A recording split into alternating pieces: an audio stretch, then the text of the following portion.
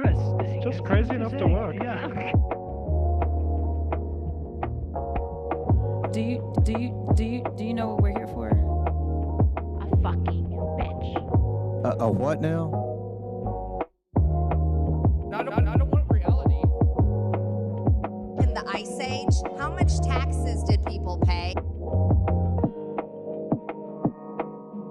Help! Help! I'm being repressed!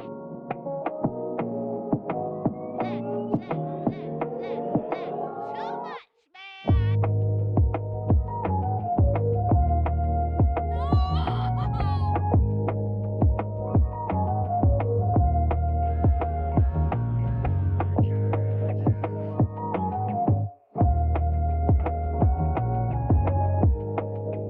This is from 12 Rules for Life.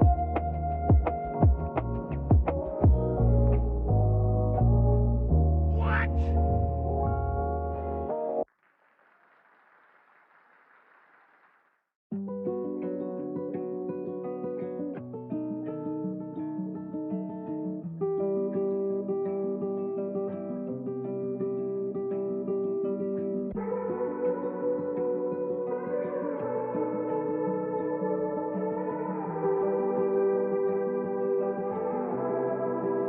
Oh, girl, baby girl.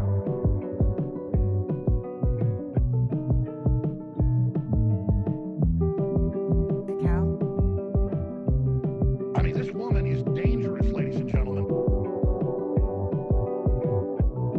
You supercalifragilisticexpialidocious bitch!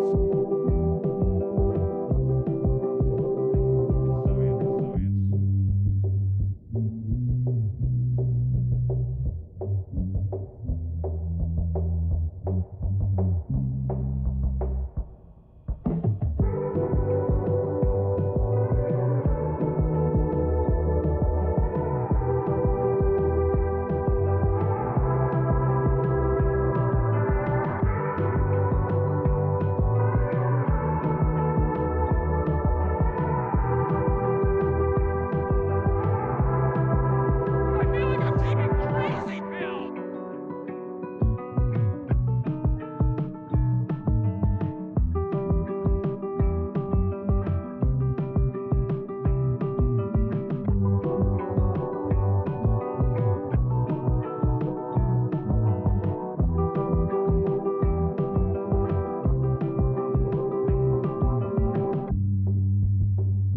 That's hot. Are you not entertained?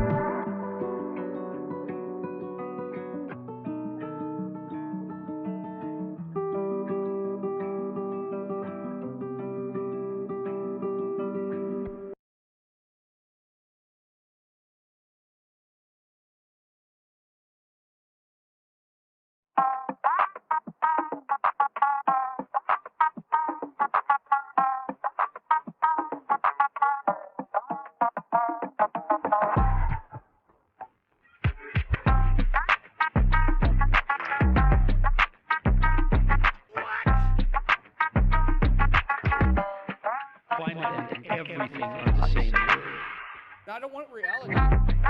It's science.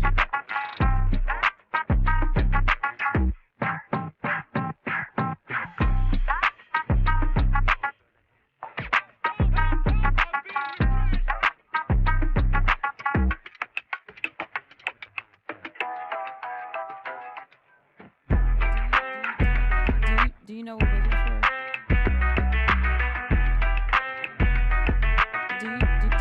Do you know what we're here for?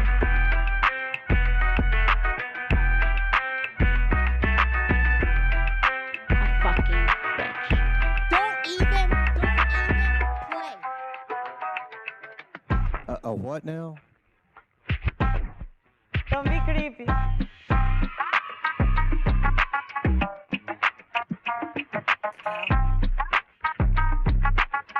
Not gonna do it. Wouldn't be prudent at this juncture.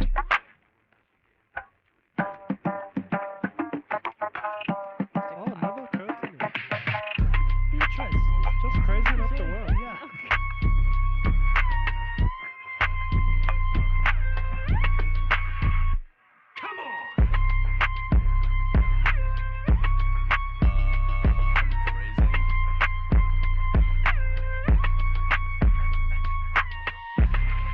I see that you know your judo well.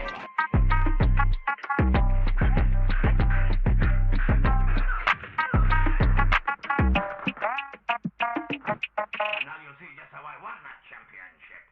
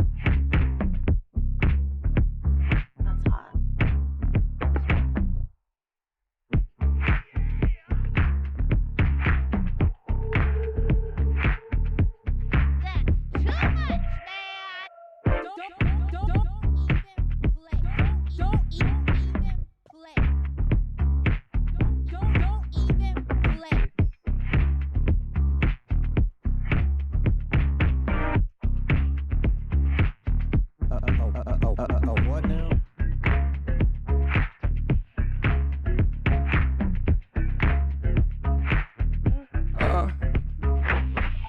Your name, please? Mrs. Morelli.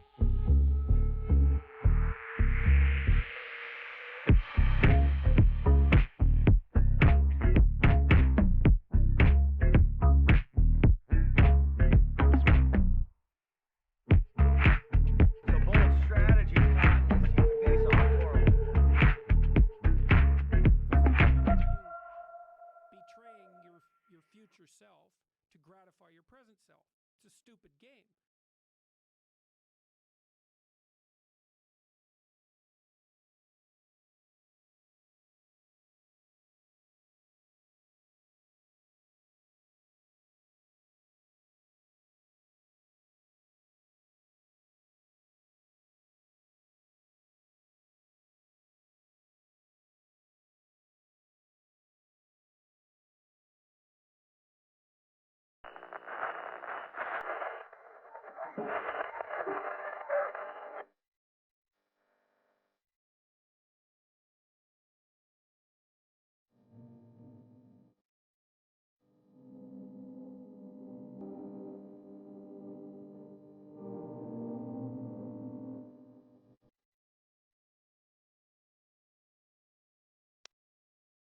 Well, it's good to see all you folks once again. Looks like we got a hell of a lot to look at tonight, so we better get right to it. Don't forget to buckle those seatbelts, space bams. Say that 10 times fast. Buckle those seatbelts, space bams. I'll pull it together by some point here.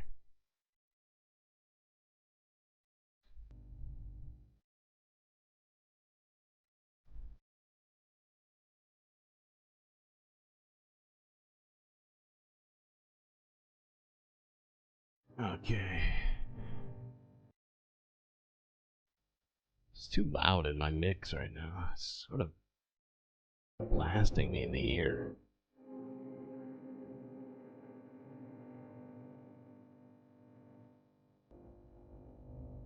So it's a little bit better.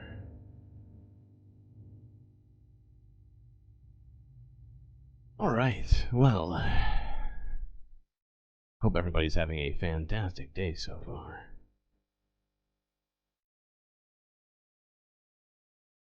It's time for a late night doom.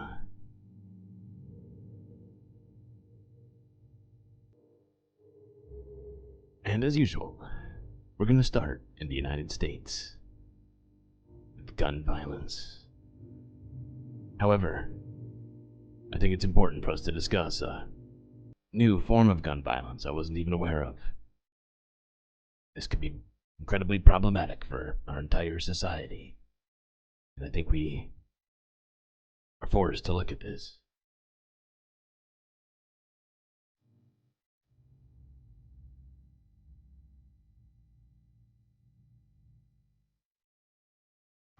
In the heart of our bustling neighborhoods, a small but remarkable creature thrives. The common squirrel. With its agile movements and inquisitive nature, this ubiquitous rodent has made its home in the urban jungle. But you should always be cautious when interacting with squirrels, as they are known to carry diseases, and in some cases, large firearms. The squirrel is known for its deadly aim and non-compliance with basic gun safety regulations. This is a travesty. So it is advised to steer clear of an area with any reports of a squirrel with a gun. Selecting its weapon... I'm sorry, we have to go back. You can't tell me. With any reports of a squirrel with a... You can't tell me that this image in front of you doesn't make you want to. Get rid of the Second Amendment? Because for me, who even knew that this was possible? I mean, this is groundbreaking, and I'm absolutely shocked and horrified that this could possibly... I mean, this is what happens when you have too many guns in your society. Squirrels get a hold of them, and then this. Selecting its weapons carefully, the squirrel adapts its strategy to the ever-changing environment.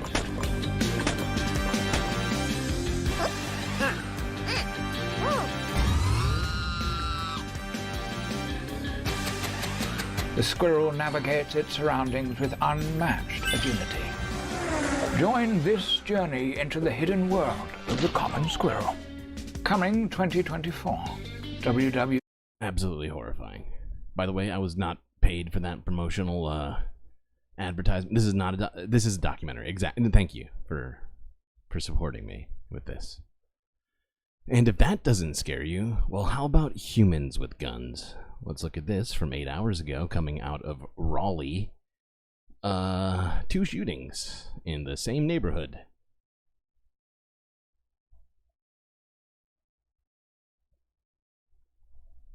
Two shootings, 1 person dead, all within an hour in Raleigh. Hello, everyone. I'm Renee Chu. And I'm Jeff Hogan. Thanks for joining us. Both shootings happened on Sherman Avenue near Western Boulevard and Gorman Street.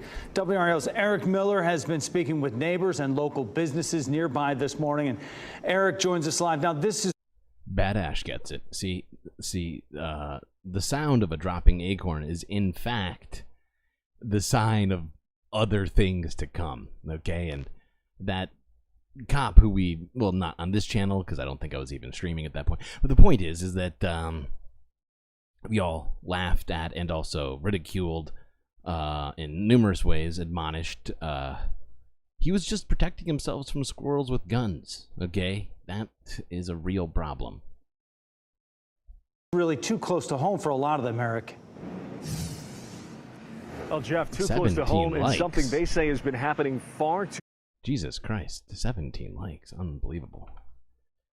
Unbelievable. Just shocking. Hold on. 5. Who is 5? Is that Morty? That is Morty. Okay, starting off with a Morty. who is always looking very skeptical of what's happening on the screen. Okay. Often here in this neighborhood, you take a look right here, you can see more than 24 hours after this shooting happened, there's still crime scene tape wrapped around this pole here at the intersection of Clanton and Sherman Avenue. Now you take a look at this video. This is a look at this scene as police were investigating. This, of course, all starting actually late Saturday night, just a couple of minutes before midnight. Police saying a 22-year-old, George Cooper, was shot and killed here in this intersection. Now, less than an hour. Now, if I'm not mistaken, and this is what's really weird about this story for me, is I'm pretty sure Raleigh is in one of those red states, specifically North Carolina, where they have, you know, all of those, the guns, right? They got all the guns. I thought that was supposed to ensafen everybody. 2 shootings, same neighborhood. Unbelievable. Makes it feel like maybe more guns doesn't make us more safe. Rid of the Second Amendment. Okay, let's go to this from 5 hours ago, NBC Bay Area, where Oakland police are investigating a fatal shooting near City Hall.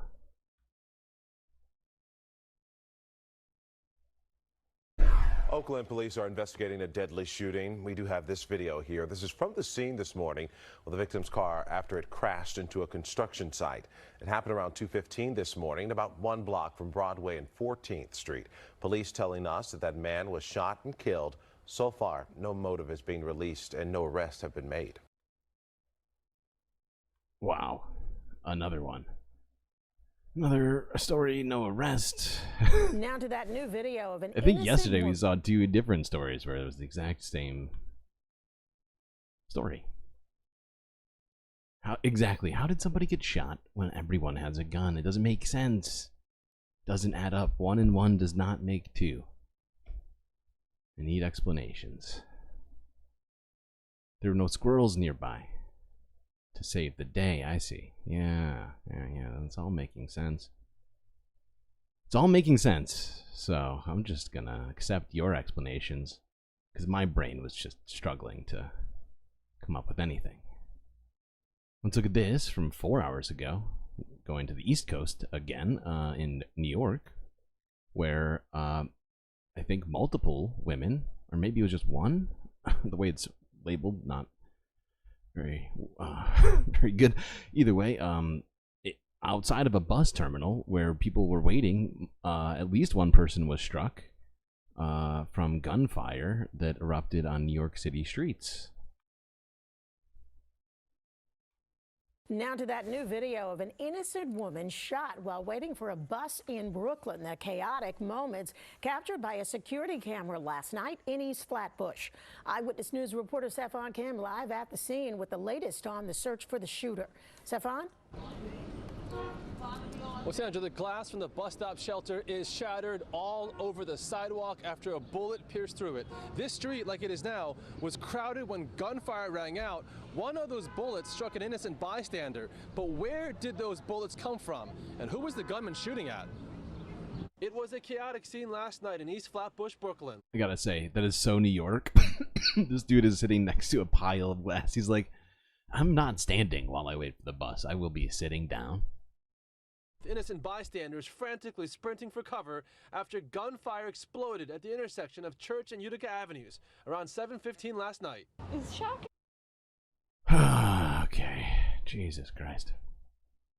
Well, those are the gun violence related stories. Oh wait, I have one more. I have one more. This is from 7 hours ago, but this isn't actually gun violence. This is just gun rights related. This is also from WRAL Raleigh from 7 hours ago, 1 hour after they reported their shootings. They reported this, where Trump spoke at an NRA rally saying that gun owners' rights are under siege. Oh yeah, they're under siege. Under siege. They're just everywhere. And people are getting shot every day by them. Under siege.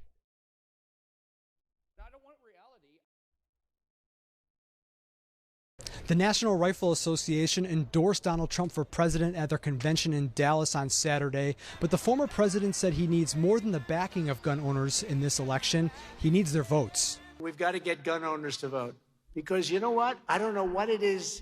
Perhaps it's a form of rebellion because you're rebellious people, aren't you? But gun owners don't vote. What is that all about? Illegal. I've heard that. I heard it a few weeks ago. If the gun owners voted, we would swamp them at levels that nobody's ever seen before.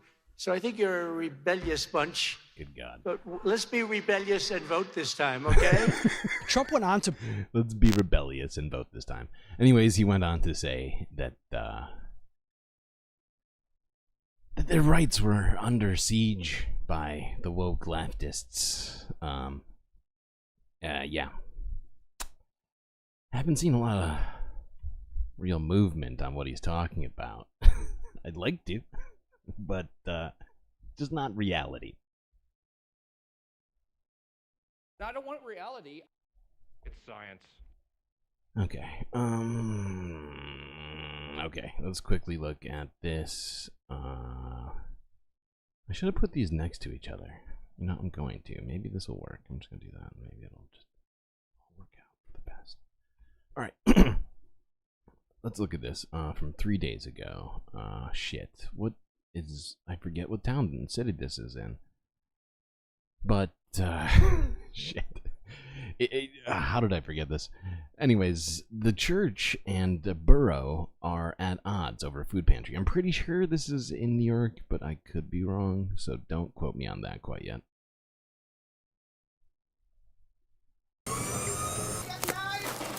It's food delivery day here at Christ Episcopal Church in Stroudsburg. But volunteers with the church's food pantry were met with a new roadblock. We're going to get it in. We're going to feed people tomorrow. The parking lot is owned by the borough and is used for employee parking. The borough blocked off its parking lot that the church has been using to bring in food deliveries twice a month. The truck usually drops this off in 20 minutes. The truck is done dropping off, usually within about 45 minutes to an hour. We're able to get everything in. By 2 o'clock, we're out of here. That's not going to happen today. So volunteers got to work with hand trucks and carts, hauling everything from the church's parking lot across the street, which turned out to be a challenge, especially when it came to taking the stairs. Oh, Jesus Christ. Time restrictive, needs to be in the refrigerator at a certain time, so we're hurrying up. Good thing the frozen truck came first. Father Bruce Gow says the food pantry... I don't know why you would at all try to hamper getting people food, but we are in America after all. Anyway, no real. It's not a huge story. Just figured we would keep up with things happening around America. Let's look at this, which is a bigger story involving food, but is actually relating to the food industry. We've actually talked about this a couple times. It wasn't official at the time we talked about it, but Red Lobster has officially filed for bankruptcy. Let's quickly look at this.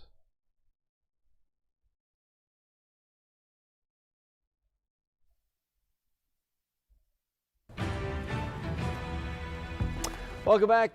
Just into our newsroom this morning, Red Lobster has officially filed for Chapter 11 bankruptcy protection. The seafood chain says it will use this time to improve its operations and restructure. We told you last week how some of Red Lobster's financial woes came from its endless shrimp promotion. The chain shut down nearly 100 locations. Who could have foreseen that? The endless shrimp promotion could have somehow been a bad business idea or just a bad idea in general for society. I'm sorry, but I could have told them that from the beginning. They should have just come to me and said, "Hey, StreamLord, do you have any ideas on endless shrimp?" And say, "Yeah, bad idea. Move on. Next idea. More biscuits, please." Anyway, what was I saying? Yes. The other thing they didn't cover in this piece is the fact that most of Red Lobster's employees were given essentially zero warning ahead of time some were some found out that the store had already closed after, like some found out that it had closed after the store had actually closed, right? I think like the first story we looked at, there was some testimony from workers who were saying, I got a call from like the busboy saying that I should come into work, and he was like real sketchy about it. And then I showed up and the store was closed, which is not a cool way to deal with workers. Although, you know, I'm pretty sure I could be. I should look this up. Yeah, when you have like a PE firm come in and buy your restaurant, well, I'll be honest, that's also not going to help. Endless shrimp, also a bad idea, but come on. I think we all know private equity just sucks capital out of whatever it touches and give it to like 3 people at a time. 3 very, very, very wealthy people at a time. Okay, let's move on. Okay, we actually looked at this really quickly. I just wanted to hit on this again, just because it's been bugging me. Let's look at this from a day ago, where Hakeem Jeffries revealed that Democrats will, quote-unquote, not shy away from oversight of the Supreme Court if they retake the House. Which, if you're not aware, Democrats lost the House in the midterm election, or whatever it was, 22.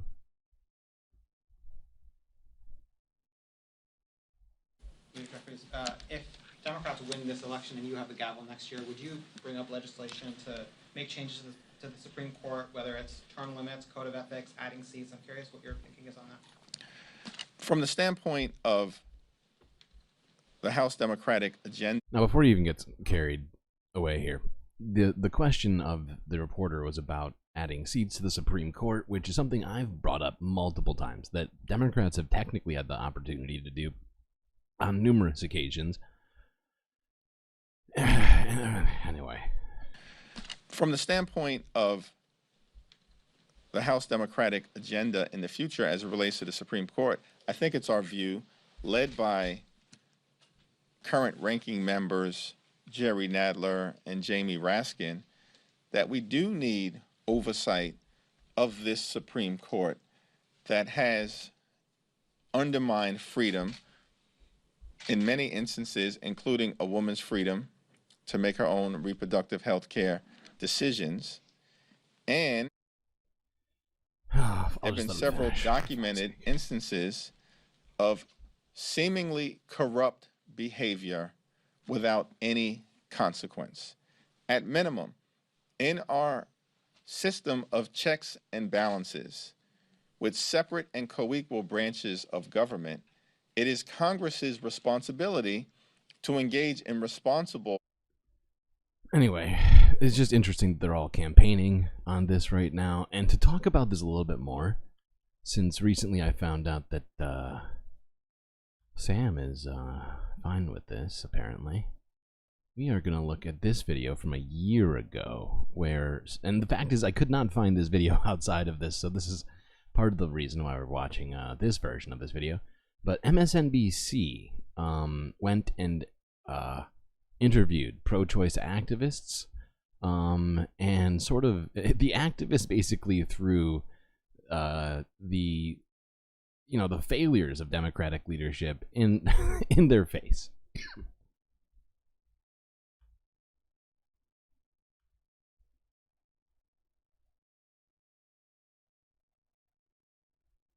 There have been protests around the country in the wake of the overturning of Roe v. Wade and the subsequent abortion bans that have taken place that were triggered automatically in 13 states across the country.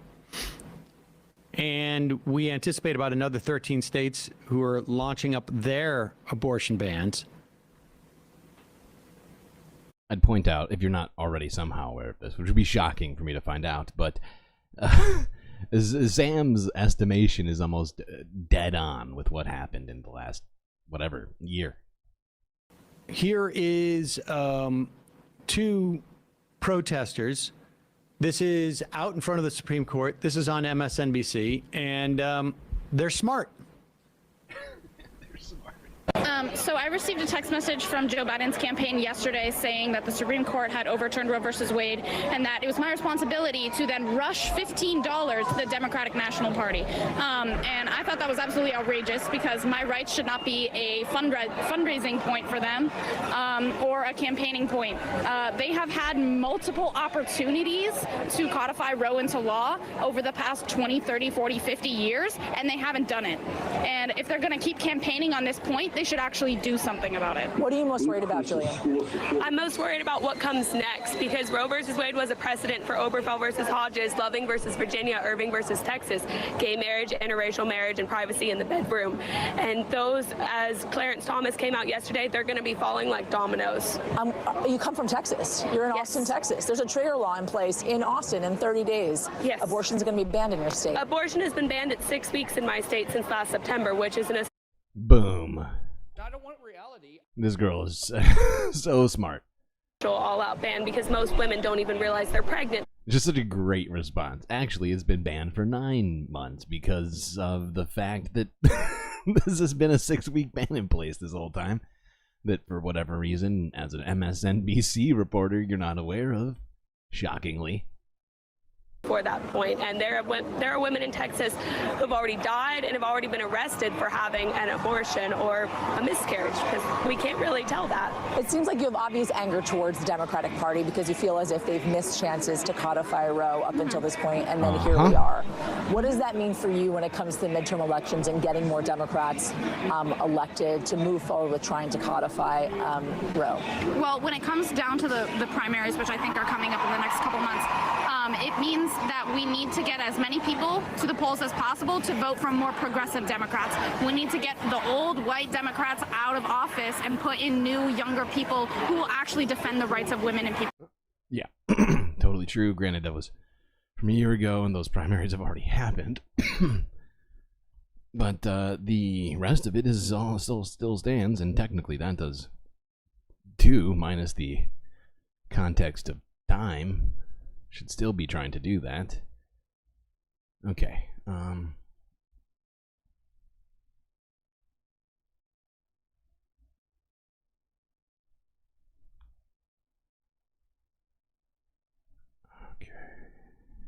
All right, let's quickly look at some of the legal proceedings going on around Trump, both in the Supreme Court still, and also in New York.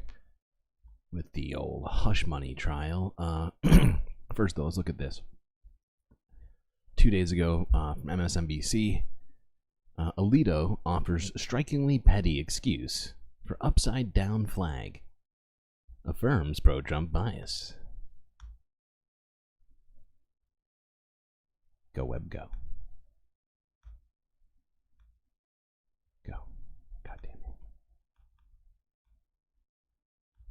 Oh my god.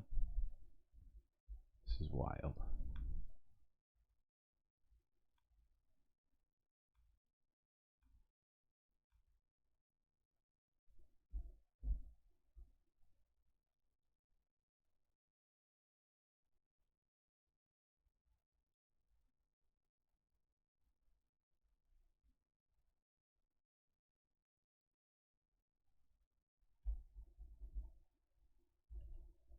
Why is this thing so fucking stupid?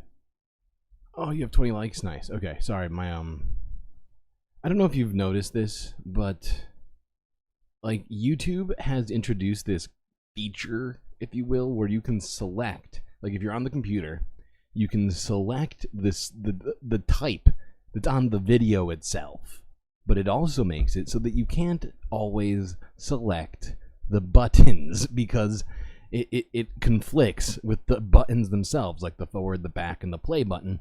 Sometimes there's text in front of it, and then you can't click it, and it's the most annoying fucking thing. There we go. Fixed it. It's a great day. Last night also brought the revelation about Supreme Court Justice Samuel Alito and his upside-down American flag. According to photographic evidence obtained by the New York Times, the inverted flag, a symbol. Okay, stare at Supreme Court Justice Alito's upside down flag while I roll this dice for you. That's another 5. That's not going to do it for us. It's for Jessica Fletcher.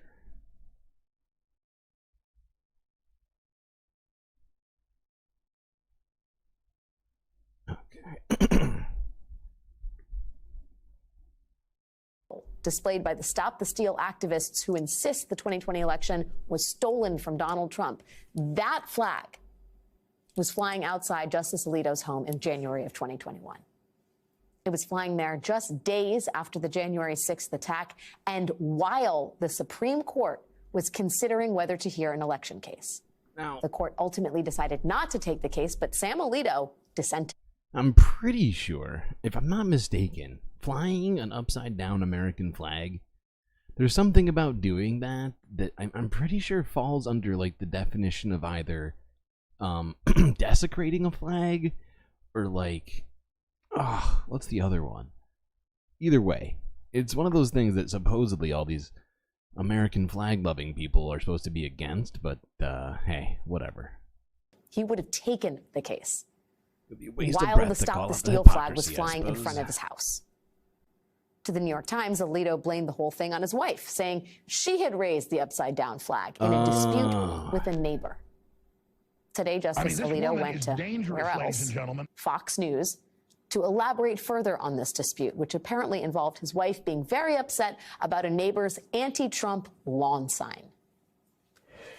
He gave me a little more context, and he said there were some signs out that had vulgarity on them, and Mrs. Alito addressed that to the neighbor. They were on a walk through the neighborhood, and there were words between Mrs. Alito and the man in that house using vulgarity. Justice Alito told me this man used the C word with relation to his wife in front of him, and after that he called her the C word in front of the judge or the justice? That's what Justice Alito told me. Really? And now, it's weird to me that throughout this, Justice Alito is supposedly aware of this whole thing. It sounds like he was on this walk with his wife when this happened. And yet he saw his wife grab the flag, go outside, put it on the pole. I mean, at what point, like, he should have at least at some point, I don't know, spoken up, perhaps. If he had a problem with it, you would think. But hey, what do I know? That at some point, she was obviously very upset, went home, did the flag. He had nothing to do with it. Didn't think it was a great idea, but it was there for a short time. He's lucky that he only got the flag. He's lucky that the justice didn't pop him one in the eye. He didn't think it was a great idea. Yeah, okay, hold on. We are going to jump this forward here in this discussion to here.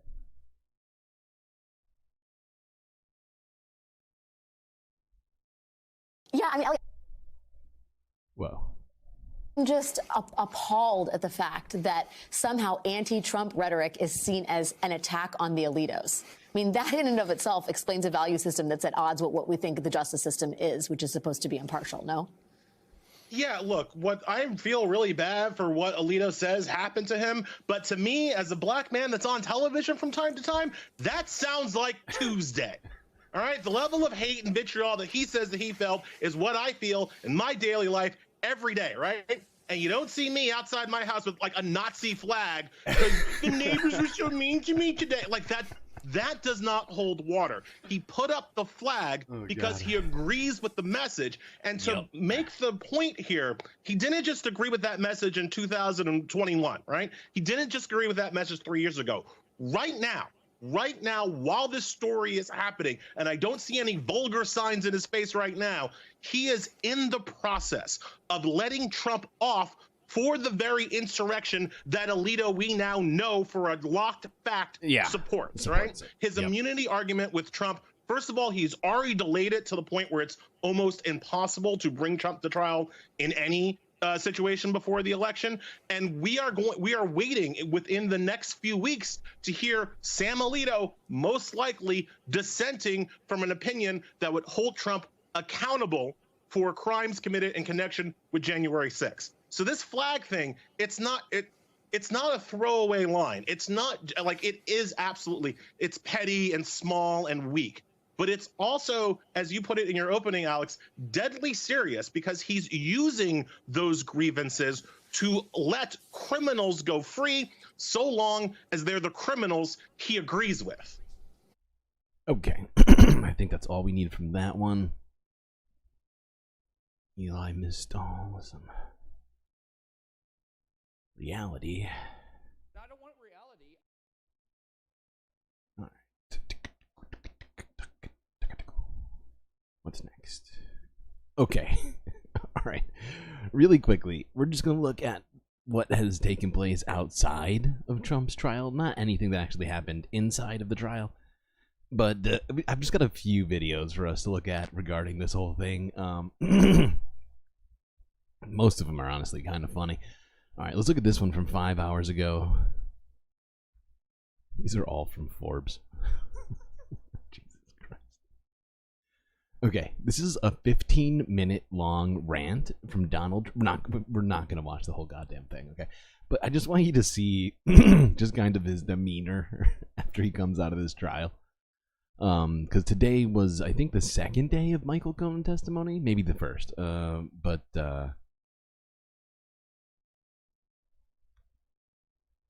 look at this.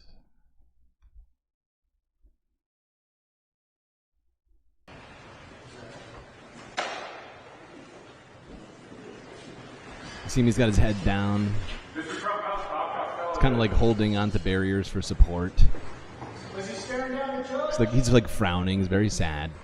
Keeps looking down. And he's got his bunch of papers here. That was an incredible display. I've never seen anything like it in my life. A tyrant.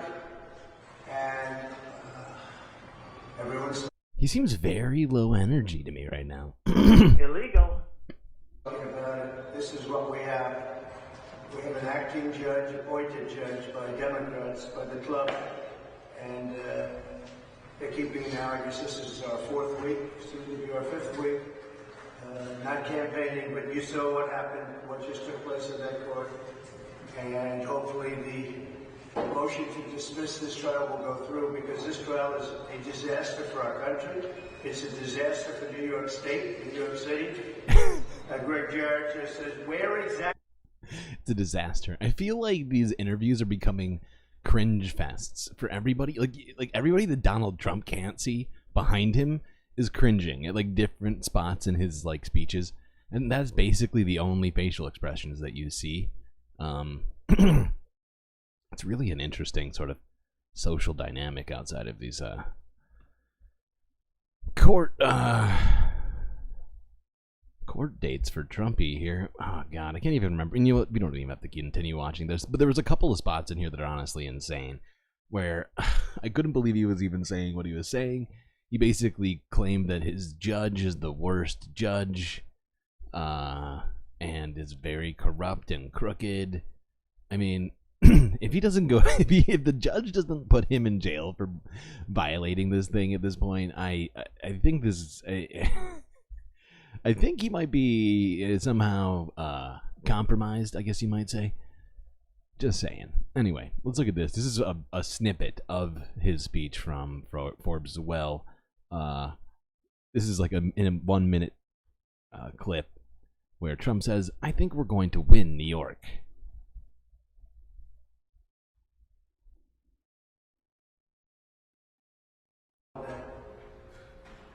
Today, this is Alan Dershowitz. Today, the target is Trump. Tomorrow, it may be a Democrat. After that, you and me, who knows? The criminal justice system is on trial in New York. It's making New York State. I love this state. I love the people of this state. I'm running hard in New York. I think we're going to win New York. But it's making New York and our judicial. Now, I just don't see where that's coming from, honestly. If you've seen any of his like the footage from outside of his trials previously that we've looked at, especially things like the Good Liars, where they're like in the supposed Trump crowds, but it's really wound up being literally 1 or 2 people hanging out with Trump flags, feeling lonely, but having nothing better to do. Now let's listen to some people who aren't a big fan of Trump. in this fantastic clip. This is from outside the New York City Hush Money Courthouse where, oh damn it, what is her name? Anyways, this is a GOP lawmaker who came to support Trump outside of his trial, who was basically unable to speak because of protesters booing.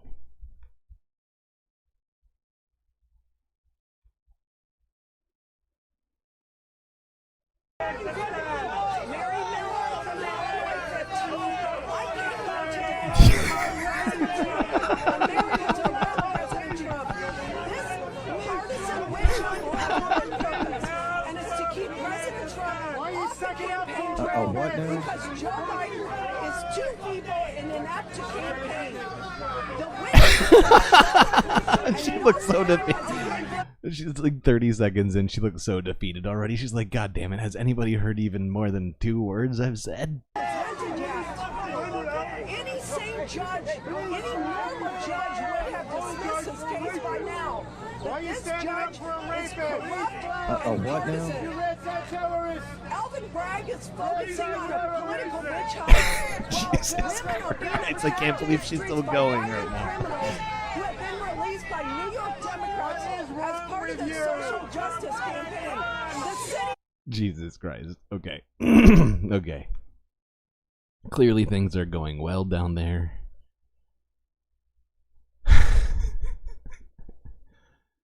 Okay.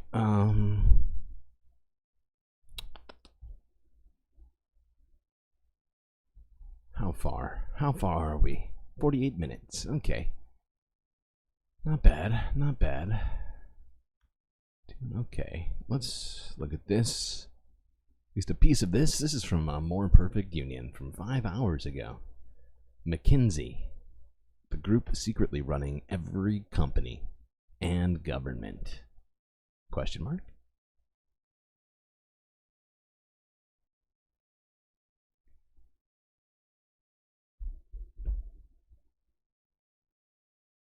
I'm entering the global headquarters of one of the most influential companies in the world. But you probably wouldn't know that because hiding in plain sight is kind of their thing.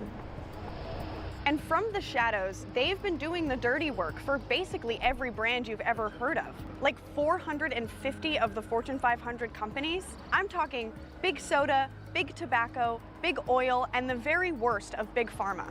They've been called the single greatest legitimizer of mass layoffs of anyone, anywhere, at any time in modern history. They also work for the Saudi, Chinese, and American governments, and on whatever the hell this is. The line will be home to 9 million residents and organized in 3 dimensions. So who are they? McKinsey's now accused of helping drug makers to, quote-unquote, turbocharge the sales of prescription opioids. Behind President Vladimir Why would you want that? Machine against Ukraine sits Rostec, until recently a client of McKinsey & Company. You worked for a company that was fixing bread prices. No. I worked for a consulting company that had a client that may have been involved in fixing, or was apparently in a scandal. Or was not fixing, it was just a potential scandal. Excuse me, I misspoken, sorry, I'm people to judge. For fuck's sake. So if you're not aware of who this is, McKinsey is one of a very small number of massive consulting firms that I would, like... I think the best analogy to think of this is basically like if you've seen the movie Office Space, right? So to some degree, these guys can be compared to what the Bobs did in Office Space, but on a much, much bigger level. But they honestly did kind of gain prominence around the time. So that movie was basically kind of critiquing a real thing and company, in fact, but they're not the only one. There's a few other ones. They're also fucking massively wealthy and influential, and they get hired by people as advisors, which gives everybody involved no legal liability. Essentially, they get into it. Hold on, let's I'm just gonna get us. Actually, maybe we should watch a little bit more of this before I skip ahead. Yeah. Today, we're talking about McKinsey, the shadowy and parasitic consulting firm at the heart of nearly every industry in America. McKinsey claims to operate on a no-policy policy, free from a driving ideology or bias. But we tracked their history and broke down their... Sure, KPMG, Deloitte, trying to think of some of the other ones. There's not that many of them, but... view, and it places the consulting industry as secret agents in the war on working people. So what do consultants even do?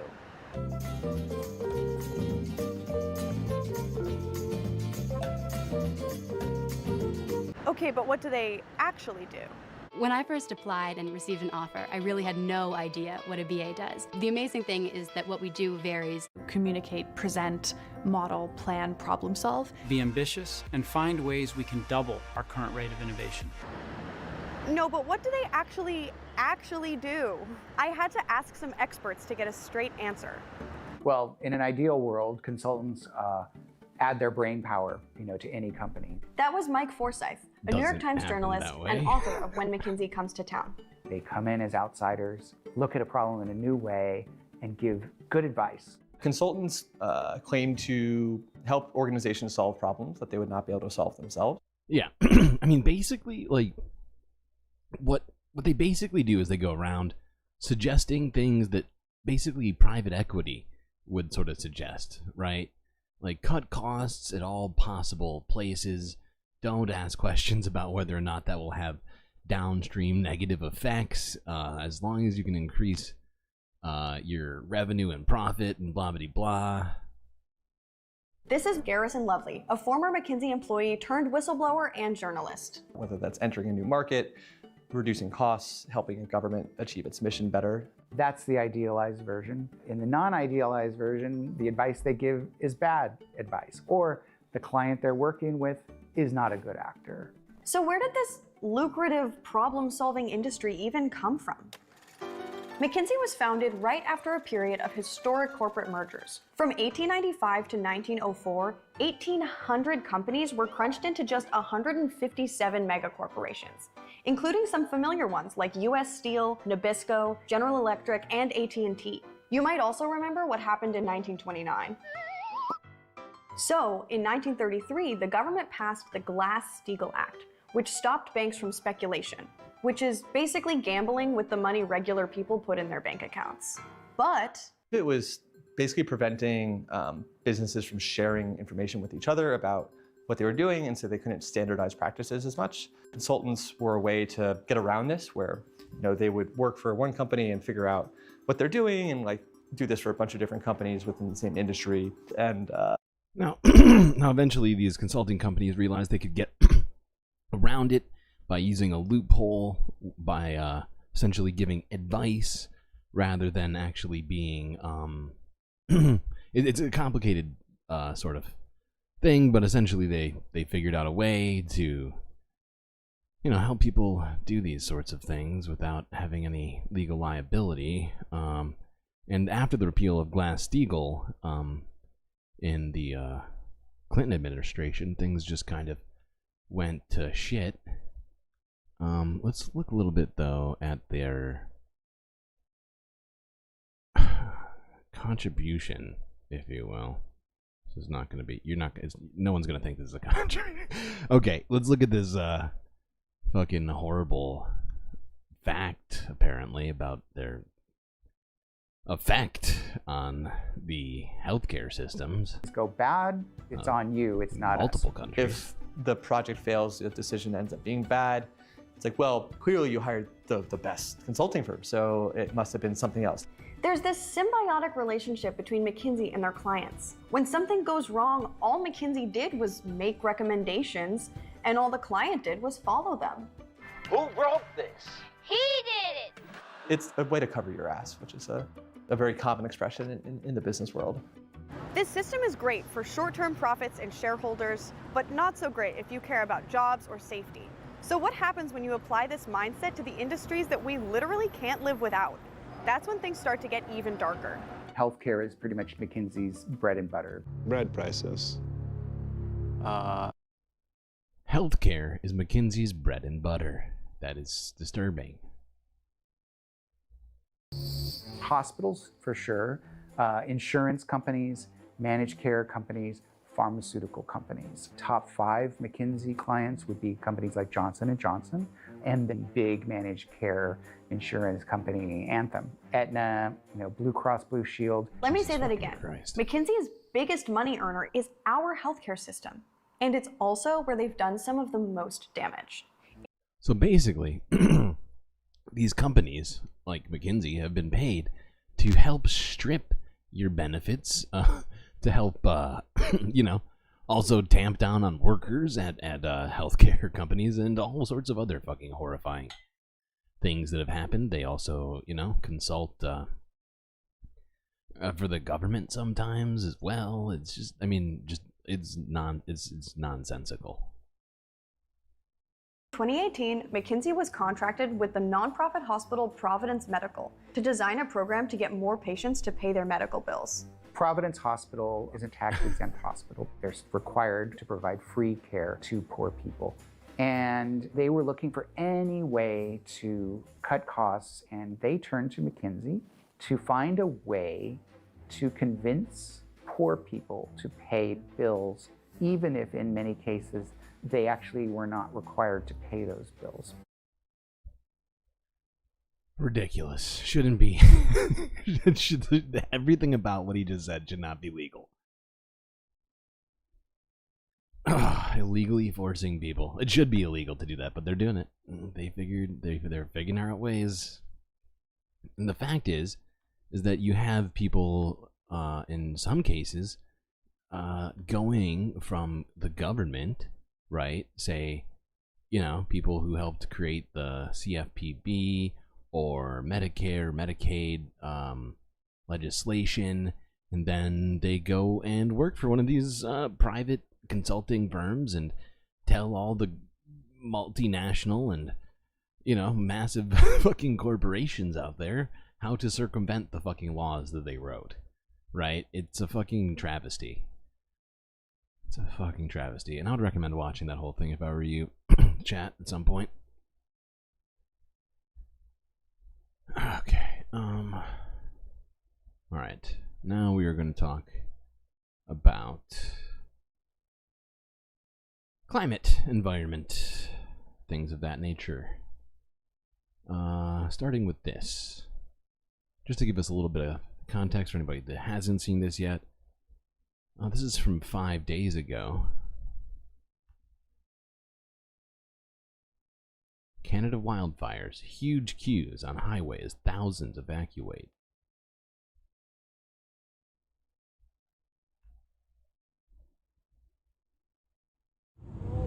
Kasi ano yung blocking the way na yung pupuntahan nila eh.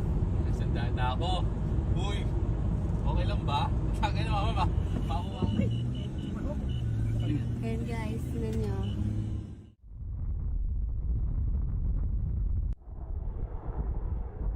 Fire activity is increasing on the northeastern edge of the wildfire, driven by winds from the southwest.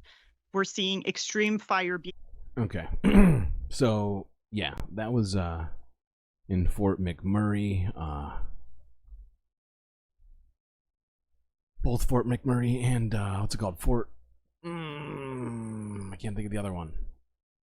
Both of them were hit by wildfires, or at least the surrounding areas were. One of them is Fort Nelson. That's it, Fort Nelson. Fort McMurray now, this is from a day ago, so this is just following up on that one. Fort McMurray, evacuees are now allowed to return home with some stipulations.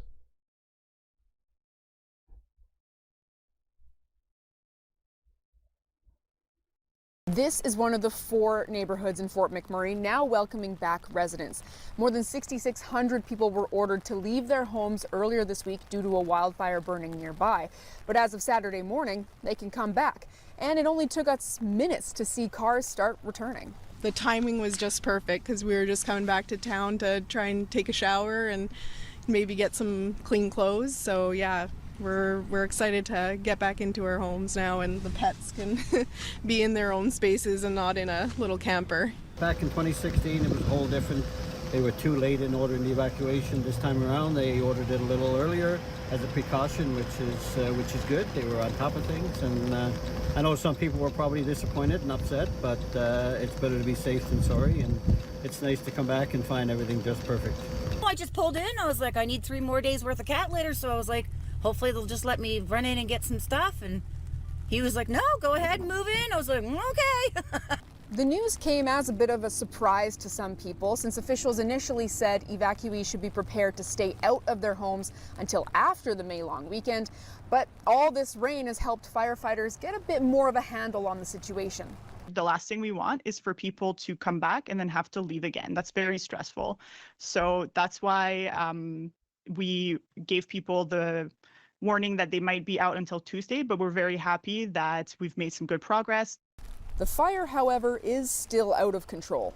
While it is safe for evacuees to return, residents will have to live with an active wildfire near their community for weeks, if not months. Okay, that was the context I felt we really needed in this whole thing, right? While Fort McMurray people in Alberta are able to go back home, the fires are still technically out of control. And once it gets sunny out, it could very well go right back.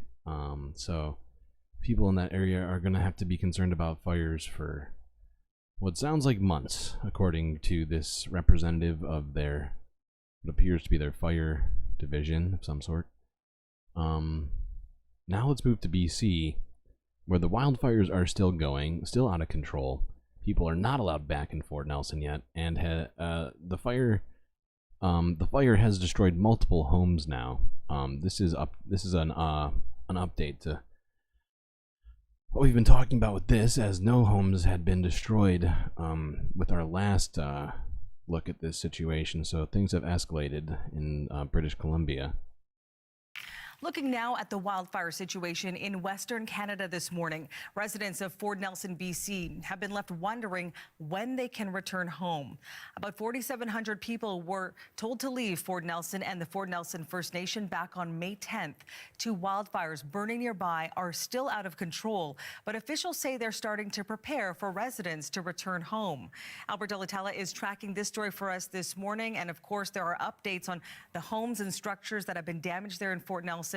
I know a lot of residents watching to hear what kind of updates might be in store for them and their properties. So what's the latest there? Yeah, and there is some difficult news coming from the mayor, Marianne. 4 homes in the Northern Rockies regional municipality, which includes Fort Nelson, they have been destroyed. 3 of those occupied, 10 properties damaged, but the other 6, the mayor says, not homes, more like sheds, workshops, that sort of thing.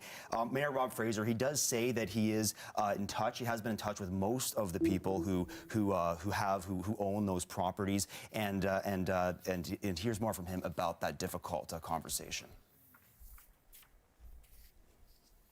I've been able to speak. It's one of the most difficult things I've done in my career. So they knew, but I was the official sort of messenger. And it's hard. It's so hard for me, but more so for them. And so my heart goes out to them, and, we're going to do everything we can to work with them to try to make this as smooth as possible. Anyway, unfortunately, that fire is still raging out of control right now. Thankfully, it's been slightly less sun in the area, and has therefore at least kept the heat down and maybe the drying out of the area from worsening, but for now, it's still an ongoing problem.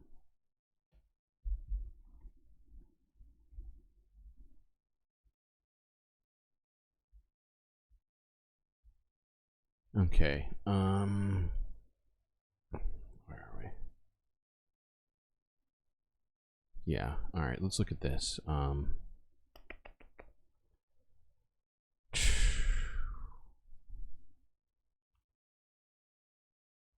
right, let's look at this from 2 weeks ago. WFAA, Texas. Texas ranchers say forever chemicals in waste-based fertilizers have ruined their land.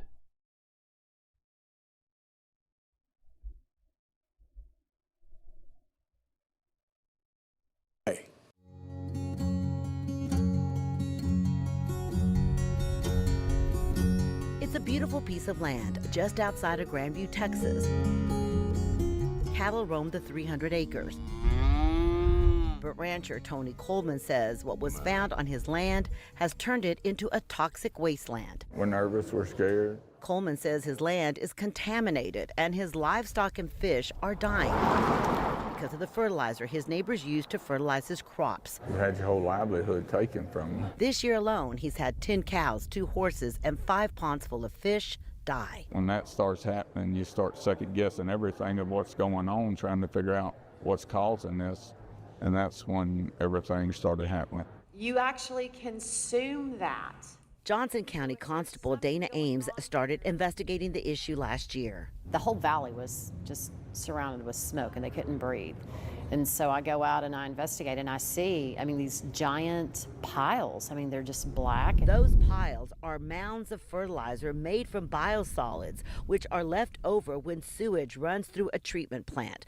Biosolids contain high levels of chemicals called PFAS, also known as forever chemicals. It's man-made chemicals, and it's in the sewage sludge. It's in the biosolids. Detective Ames presented to county officials what she and experts think led to high levels of PFAS in Tony Coleman's ranch land. The contamination that has occurred on our victims' property. It's pretty fucking disgusting. It's basically human waste. And somehow inside of that, it's disgusting. Oh, God. All right, moving on. We're moving on from that horrifying image. All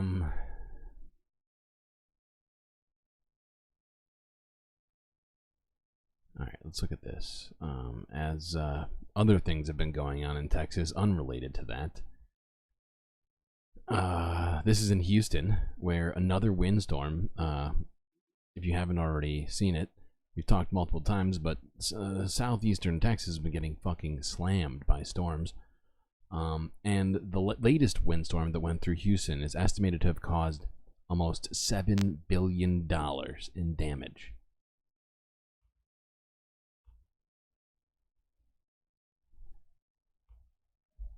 I want to get back to that breaking news we just shared with y'all within the last few minutes, where AccuWeather is now putting a dollar figure on Thursday's storms, $5 to $7 billion. We know how wide it was. One of the things that David and Travis were remarking on last night. Experts say this storm on par with Hurricanes Ike and Alicia. And with power being out perhaps for weeks and the threat for it to extend further, chief meteorologist, I should say, explains why this could be happening here a lot more often. Harris County, Texas is one of the most vulnerable parts of the country from a weather risk perspective because of the number of people that reside in Harris County and the wide variety of weather threats that are faced, ranging from hurricane impacts to flash floods to severe thunderstorms and tornadoes, even ice storms.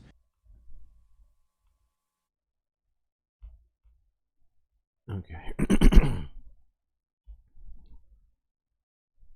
But I'd point out to you that the actual hurricane season hasn't even started. So their comparison to storms from hurricane season is quite interesting. When you think about it, does not feel good. Okay, let's just look at some more of the damage that has occurred and some of the cleanup happening in Texas. People living in the Heights are still working to clean up 3 days after being battered by the deadly storm. It was one of the hardest hit areas. Hurricane-strength winds blew through, toppled trees from street to street. And ABC 13's Alex Bozargian joins us live now on Ashland, where a crew actually had to bring in a crane to remove a fallen tree. Alex? Tom, yeah, and you can see this giant pile here shows you just how big that tree actually was. The man who lives in this house says this wasn't your job for your average tree removal service. He says it took contractors coming in with that 170-foot crane. Kasimir Doinov was at work when the trees in his neighborhood started falling like dominoes. I believe, the You know, the wind was very wet and it came this way. Doinov came home to find his 3-story sycamore ripped from its roots and resting against his house. Jesus. And there was a huge, shock wave, through the house because my house is lifted about, 3 feet above the ground. So all the bottom insulation kind of was knocked down. But it wasn't. That's a ton of trees knocked down. Wild.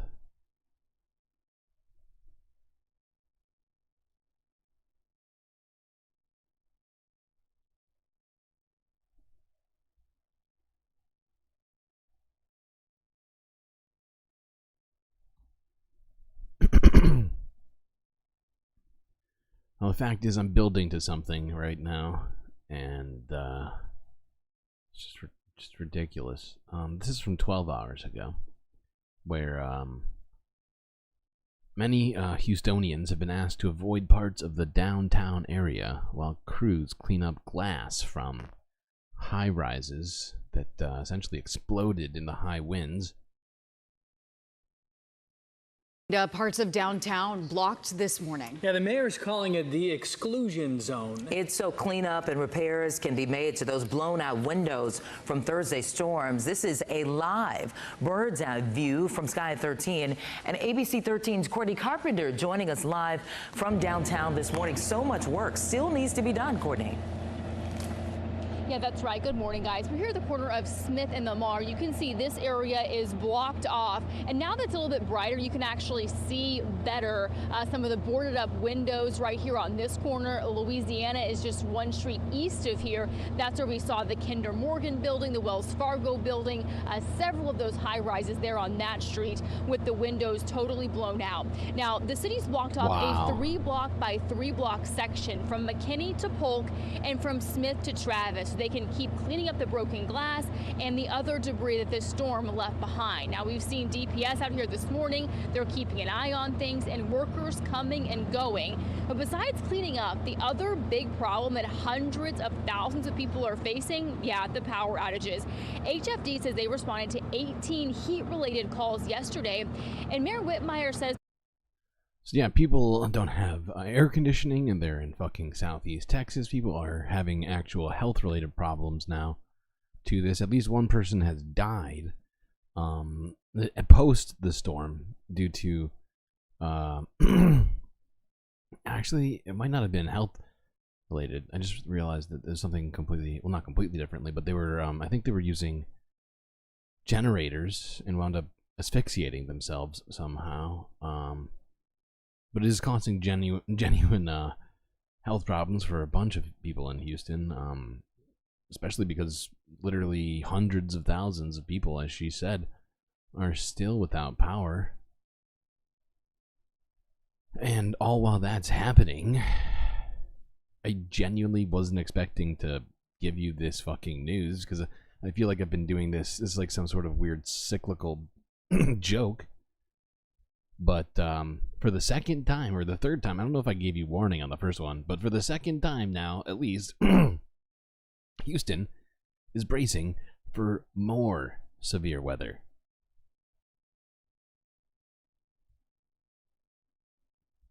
After all of that, 2 floods, tornadoes. More than 200,000 people in the Houston area still without power today after devastating storms ripped through Texas last week. Several school districts in the area remain closed as recovery efforts resume. Downed trees and power lines littered the streets following the storm. Now there are growing concerns for people in the area without power, as temperatures are expected to climb into the 90s throughout the rest of the week. Let's bring in Claire Howe. She is an energy reporter for the Houston Chronicle. Claire, thanks so much for joining us.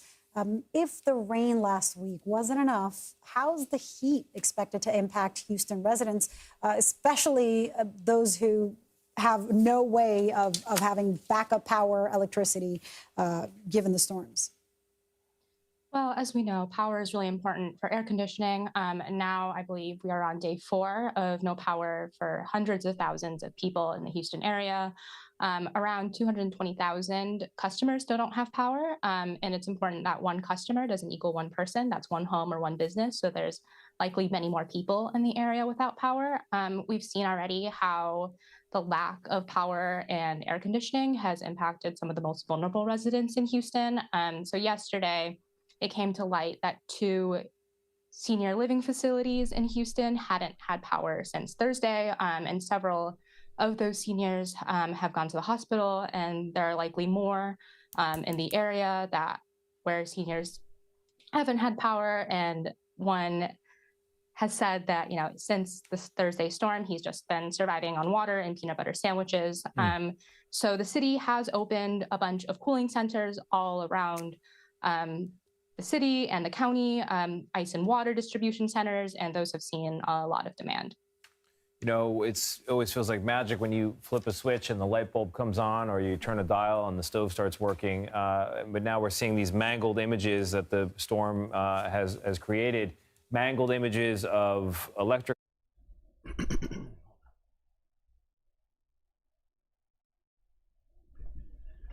Okay, whatever. I think that's all they actually say about it.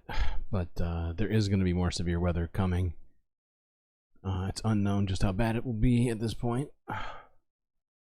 Definitely not what those people need right now in Texas. Now let's go across the ocean to Poland, where a Polish city was flooded today by a freakish hailstorm in the middle of spring.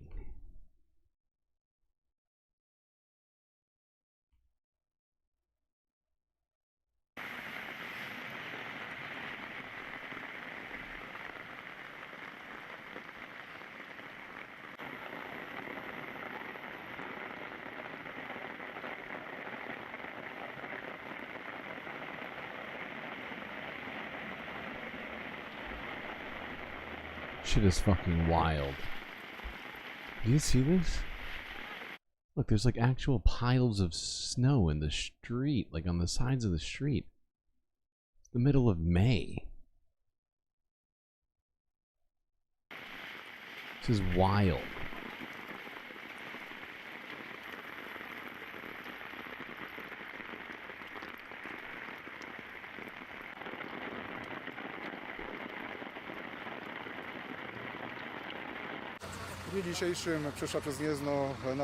Today, a powerful storm with hail hit Gniezno, as a result of which quite a lot of properties and streets were flooded. Firefighters are on duty almost all the time. Many crews are brought to the city to help with interventions.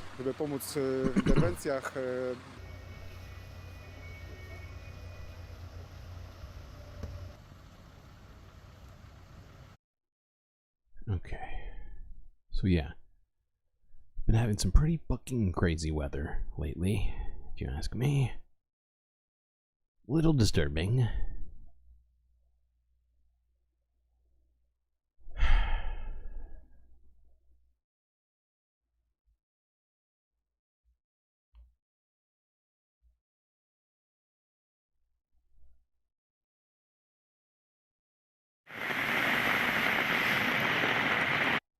Alright, we already saw that footage, but it is just fucking crazy. It's not snow, it was a hailstorm. It was a hailstorm that, like, accumulated into those piles. It wasn't actually snow. They were massive fucking hail balls? Hailstones? What do you call those? Hails.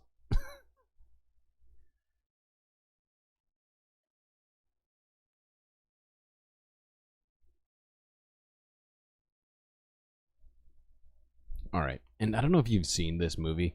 We already referenced this yesterday, but I want to watch more of this. So, we're going to watch a little bit more of this podcast we listened to yesterday. If you haven't seen this movie, you know what? I'm going to do this. I'll probably get copyright struck.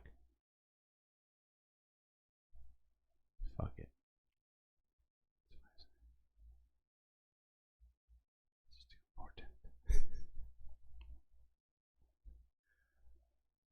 Copyright struck for what? I have no YouTube monetization anyway.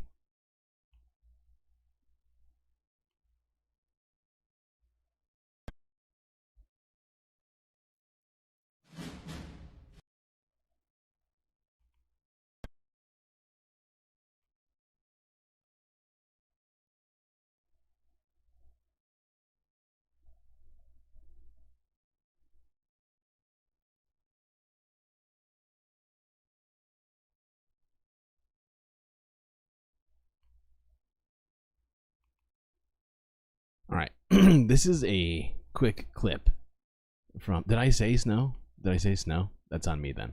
That's totally on me, and I'm sorry. Sorry for lying to you, chat. That is my fault. Let's just watch a clip of this, which relates directly to what we were just watching 2 seconds ago. This is from basically this is somewhere around the opening of the movie, The Day After Tomorrow. Okay. Anyways, that's sort of the vibe of the movie, The Day After Tomorrow. But yeah, I mean, we've seen multiple very strange hailstorms very recently, and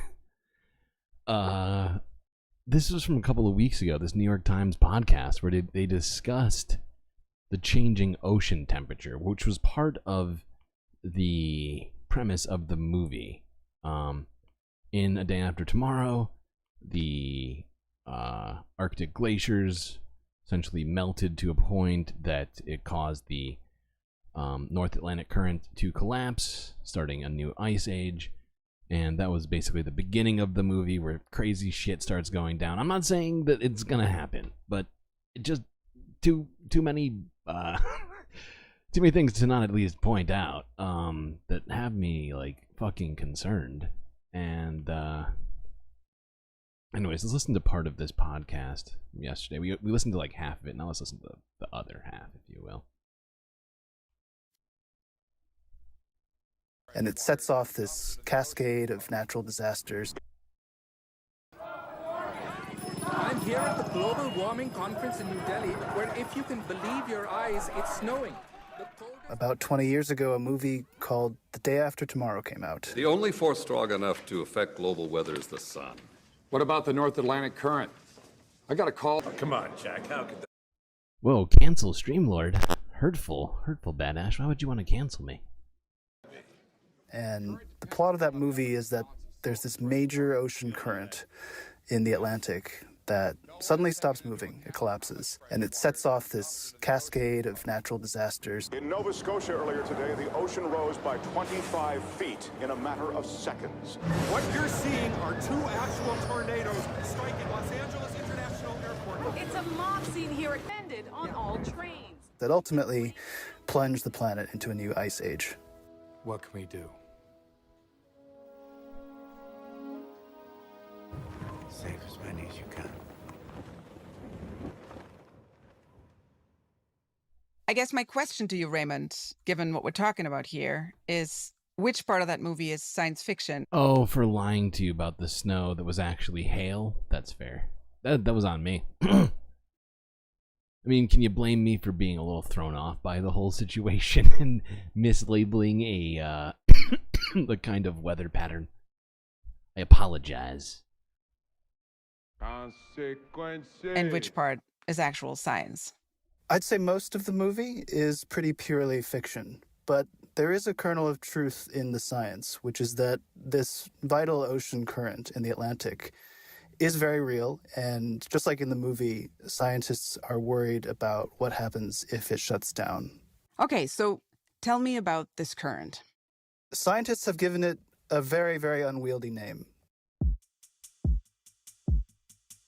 They call it the Atlantic Meridional Overturning Circulation. But most people just use the acronym AMOC, AMOC. AMOC, okay. Think of it as a giant conveyor belt of water that loops around the Atlantic Ocean. And it starts near the equator, goes up through the Caribbean, around the east coast of the US, up toward Northern Europe, and then back again. Scientists have come to realize how important AMOC is for a lot of the climate that we enjoy today. A lot of Northern Europe, Britain, Iceland, Scandinavia, is habitable today really because of AMOC. It's because this system transports heat from the equator and very generously drops it off in Northern Europe that even though it's so far from the equator, it's not as uninhabitable as, say, far northern Canada or Siberia. And let me just ask you, is this AMOC current the same thing as the Gulf Stream, which people write about and are worried about a lot these days? Yeah, the Gulf Stream is a similar system of currents, but AMOC is sort of the full loop. The Gulf Stream is just one part of it, but AMOC is really what's important for the climate. Okay, so before we talk about AMOC shutting down or collapsing, can you actually kind of give me a quick Science 101 explanation of how this thing works? Like, there's this massive loop of water, like a sort of, I guess, an underwater river that you described, which kind of transports warm water up towards the north and then comes back as cold water. What keeps this thing running? How does a current just stay in constant motion and loop around like that? It has to do primarily with differences in temperature and salinity. Basically, fluids want to keep moving in a particular direction, and it's driven by this balance between warm water, cold water, salty water, fresh water. Heavier water wants to sink, lighter water wants to rise. And so the temperature and salinity of the water is sort of what determines how dense it is. And this density and differences in density keeps this giant loop moving. It's something that explorers noted in the Atlantic hundreds of years ago. They noticed that deep water was very cold. It was unexpected. Okay, so just to nutshell that, basically the salinity and the differences in salinity around the globe in our oceans are effectively what helps move around the AMOC, including the North Atlantic Current, which is a portion of it, which goes across the eastboard of the United States.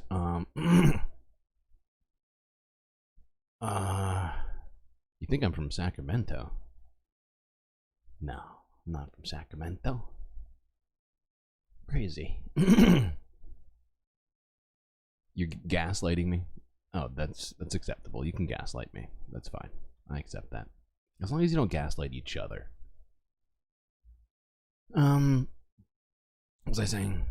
Oh yeah. But as the glaciers melt, which are fresh water, it decreases salinity in places where it should not be decreased, and is causing the current to slow down, which is what brings warm water, and like he was saying previously, bring warm water up to the northern hemisphere, such as the Scandinavian countries, England, much of northern Europe, and you know the United, most of the United, well, at least the top half of the United States, as well as Canada, among other places. Now let's go on a little bit further into this. I just don't want to listen. We can't listen to this whole thing.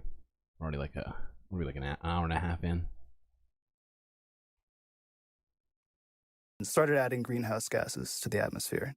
How cold are we talking? You mentioned the UK. I'm in the UK right now. I mean, would Britain suddenly look like the frozen tundra? It would be significantly colder. It's far north enough to really be almost Arctic. And I think an AMOC collapse could bring much stronger winter storms, deep cold in the winter that would be extremely dangerous. But at the same time, that cold around the North Atlantic doesn't just translate straightforwardly into cold everywhere. Basically, if you don't have AMOC, you have more heat that stays around the tropics and the equator. A warm ocean around the equator gives the fuel to storms around the equator and rainfall around the equator. So it's not just about getting that warm water from the tropics to Europe, it's also getting that warm water away from the tropics to avoid things like extreme weather. So while half the planet gets much colder, the rest of the planet in the middle gets much stormier, like we've been seeing in fucking Texas, where they've had massive historical level type of storms happening one after the other. Just looked at a $7 billion storm that fucking hit Houston right after the massive flood and tornadoes we saw hit And them. it's not just about the temperatures people would experience. It's also about agriculture, and especially in vulnerable places like Africa, big shifts in rainfall, big shifts in temperature could really affect food chains, food supply. And I mean, how many floods have we seen in Africa? And there's also droughts happening in Africa as well, simultaneously. But the entire east coast of Africa got slammed. what was it, like 2 weeks ago? Three weeks ago now? No, not that long ago. Is our ability to feed ourselves. And what does that mean for humans living in these places? Like, you were saying that 13,000 years ago, Northern Europe basically wasn't inhabitable anymore. Would humans still be able to live in these places? We, as a civilization, as a species, obviously have some ability to withstand a range of temperatures, a range of weather conditions. But we really haven't seen, in our recent history at least, changes as fast as the ones scientists imagine an AMOC collapse would bring. It's really hard to say, is Northern Europe ready for a much colder climate than it is right now? If, for instance, sea level rise accelerates on the east coast of the U.S., are cities there prepared? That's another consequence of AMOC that scientists are worried about. And it's obviously already happening. And you can see the effects of sea level rise in places like the Gulf Coast, North Carolina, Florida, even New York. But certainly it would be a test for countries, societies around the Northern Atlantic that they haven't seen before. Uh-oh, space cops. That's a very scary prospect with everything that goes with it. You know, mass floods and displacement of people, climate migration, everything that you can sort of imagine. When do scientists predict that this could actually happen based on the data they have and assuming, of course, current human behavior and emissions don't change? As best as scientists can tell right now, they know AMOC is weakening. They expect it to continue weakening. Whether a collapse is imminent, whether it's far away, is still really, really hard to say. But it couldn't quickly be reversed. Once you sort of started on this process, the system just keeps moving in that direction. Like a point of no return. That's right. So if we're already seeing signs that this current is weakening, does that mean we're possibly already past that point of no return? Is it no longer a matter of if, but when? The really short answer is we just don't know. The best guess is that it's not going to shut down this century. But plenty of scientists are worried. It's something that a lot of them are focused on very intensely, just because... Okay. I think we get it. Right now, it's a fucking dire situation, which is why you have people like the UN Climate Agency calling red alert on our climate, saying that governments everywhere need to fucking do something about it. And we really need to do something quick before really bad things happen, right? And the fact is that analysis was incredibly pessimistic, right? They don't even know for a fact that we will be able to stop. We might as well try, right? But like the fact is like it could, even with all of our efforts, it could go wrong, which is why we need to give even more effort. That's my thinking. we cannot wait any longer. In the United States, Canada, which I think a lot of people on this stream are from, are a couple of the worst contributors to oil and natural gas consumption in the world.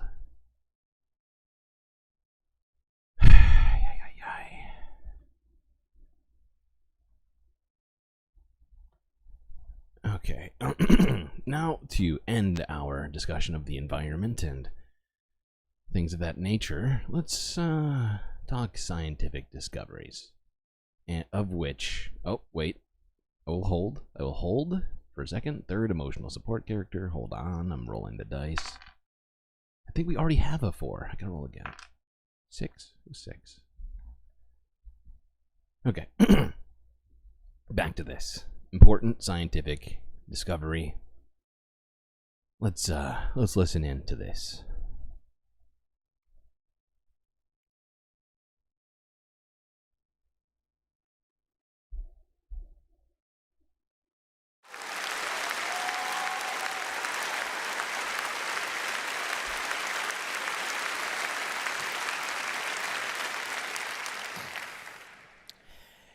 Paleoanthropology Division, Smithsonian Institute, 207 Pennsylvania Avenue, Washington, D.C. 20078. Dear Sir, thank you for your latest submission to the Institute, labeled 211-D, Layer 7, next to the clothesline post, Hominid Skull. We have given this specimen a careful and detailed examination and regret to inform you that we disagree with your theory that it represents, quote, conclusive proof of the presence of early man in Charleston County 2 million years ago, unquote. Oh, God. Rather, it appears that what you have found is the head of a Barbie doll.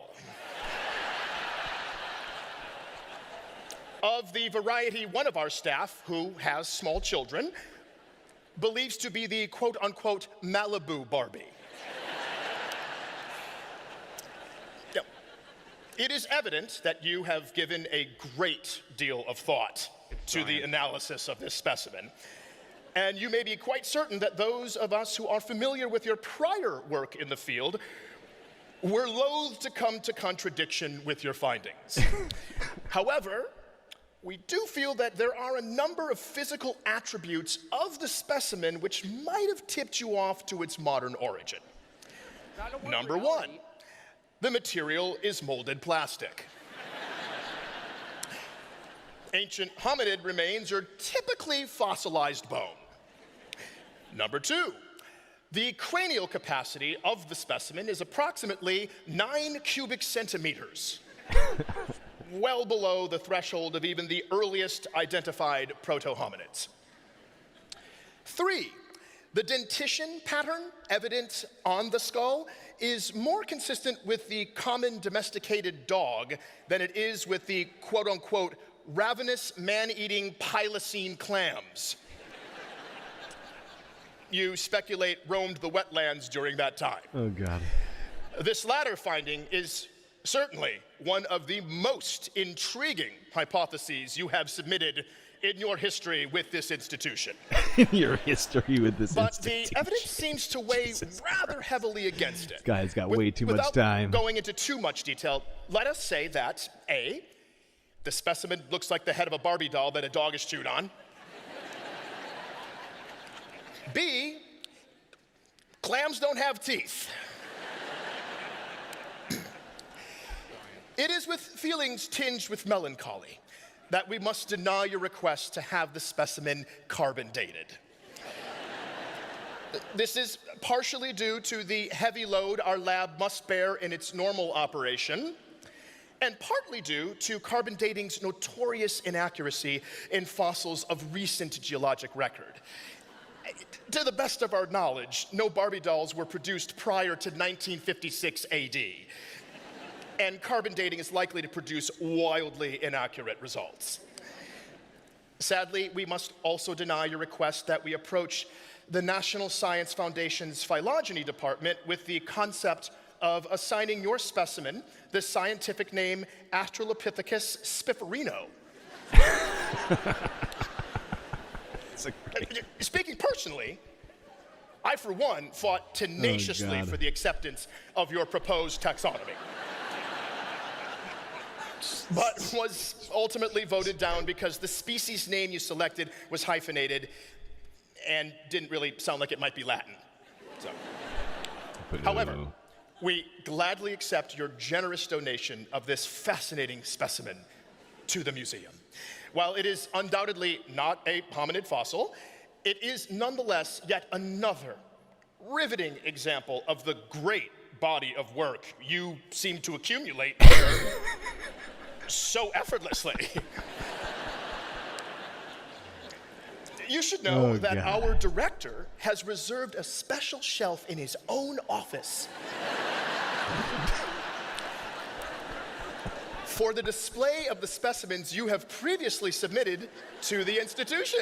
Oh, God. And the entire staff speculates daily on what you will happen upon next. In your digs at the site you have discovered in your backyard. We eagerly anticipate your trip to our nation's capital that you proposed in your last letter, and several of us are pressing the director to pay for it. We are particularly interested in hearing you expand on your theories surrounding the transpositating filification of ferrous ions in a structural matrix that make the excellent juvenile Tyrannosaurus rex femur you recently discovered take on the deceptive appearance of a rusty 9mm Sears Craftsman automotive crescent wrench. Okay.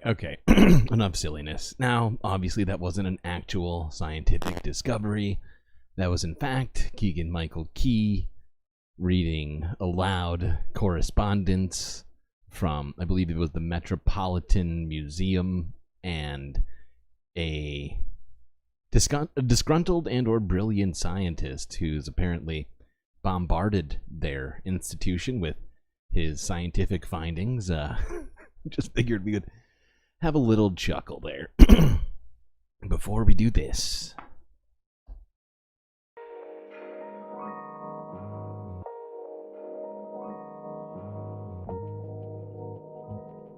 well, I hope everybody has been enjoying the show so far. If you haven't already, hit that like button and don't forget to subscribe. Really helps me out. If you'd like to help out even further, well, you got one good option, and that is to become a Galactic patron. Click that link in chat, and space benefits unseen by the rest of the galaxy could be yours for just a few dollars a month. Anyways, enjoy this space intermission, and I'll be right back.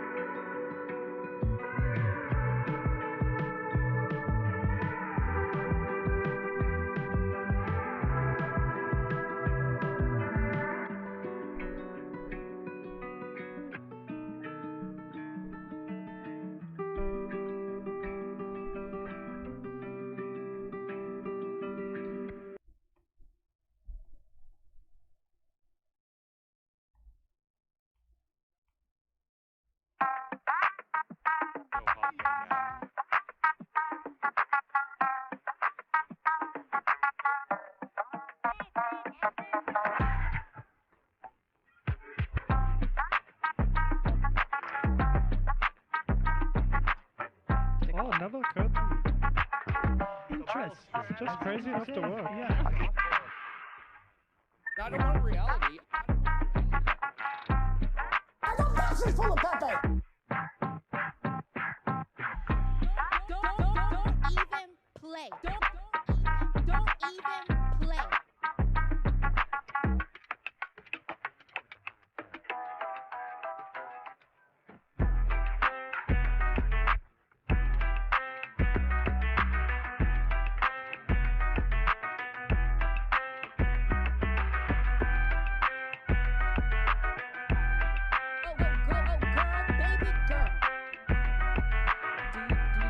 Do you know what we're here for?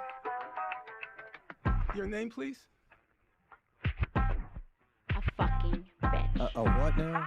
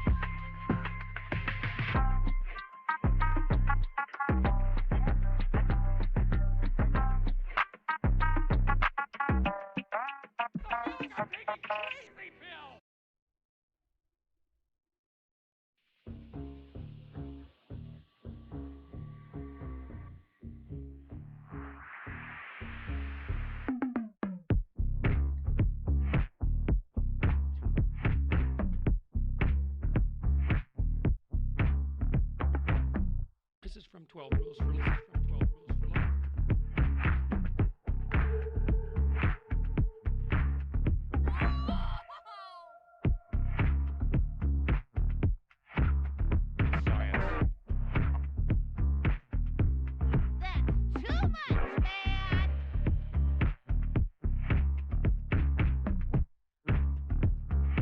A what now?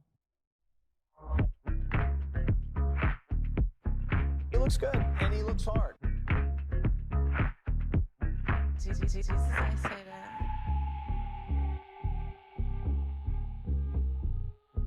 that. All right, Jen, I'm back. It's time for global news. Second half. Boxes full of Pepe. Everything with the same word.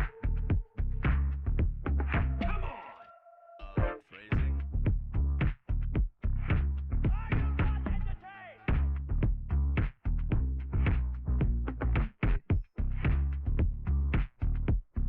So hot right now. So hot right now. That's hot.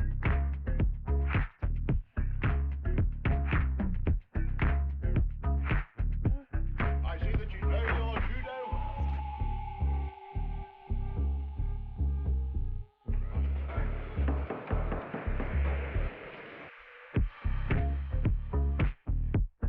Okay. What's my first thing on the list here? I've got a kind of short list, but long videos today. Well, thank you for the welcome back. Good to see all of you who have shown up in my absence. Time for us to get to work again.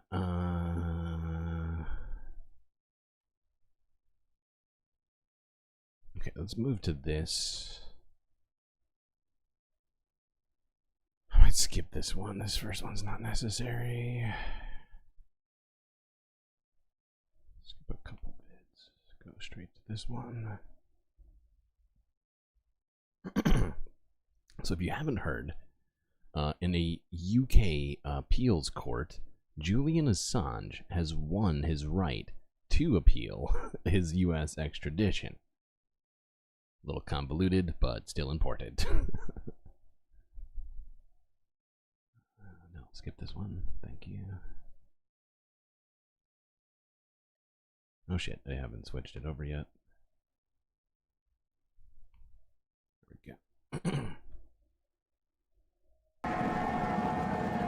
Crowds of supporters cheered as WikiLeaks founder Julian Assange on Monday won the right to appeal against extradition to the United States.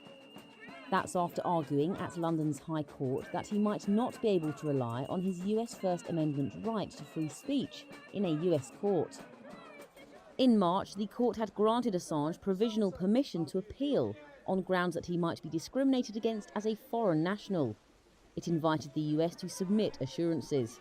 At the hearing, US prosecutors told the court Assange could, quote, seek to rely upon the First Amendment protections granted to US citizens. But two judges ruled Assange's arguments deserved a full appeal. It is unlikely to be held for months. Hundreds of protesters had gathered outside the London court ahead of the key ruling. As they cheered and sang, Assange's wife Stella responded. The judges reached the right decision. We spent a long time hearing the United States putting lipstick on a pig, but the judges did not fly it. As a family, we're relieved, but how long can this go on? The United States should read the situation and drop this case now. Okay, yeah, that was Julian Assange's wife who was speaking there, essentially on behalf of her husband. And, yeah, I would agree with that assessment. The United States should have dropped this charge immediately, charges, actually, and completely reconsidered their position on people bringing to light war crimes and other things that we all deserve to know about. It's called journalism. Okay, let's go on to this one. This is a bit more of a deep dive on this whole situation. This is from Democracy Now! From 11 hours ago, discussing the appeal that Julian Assange can now appeal for. Saying appeal too many times. This news is funded by viewers like you. Please support our work at democracynow.org/give. This is Democracy Now!, democracynow.org, The War and Peace Report. I'm Amy Goodman.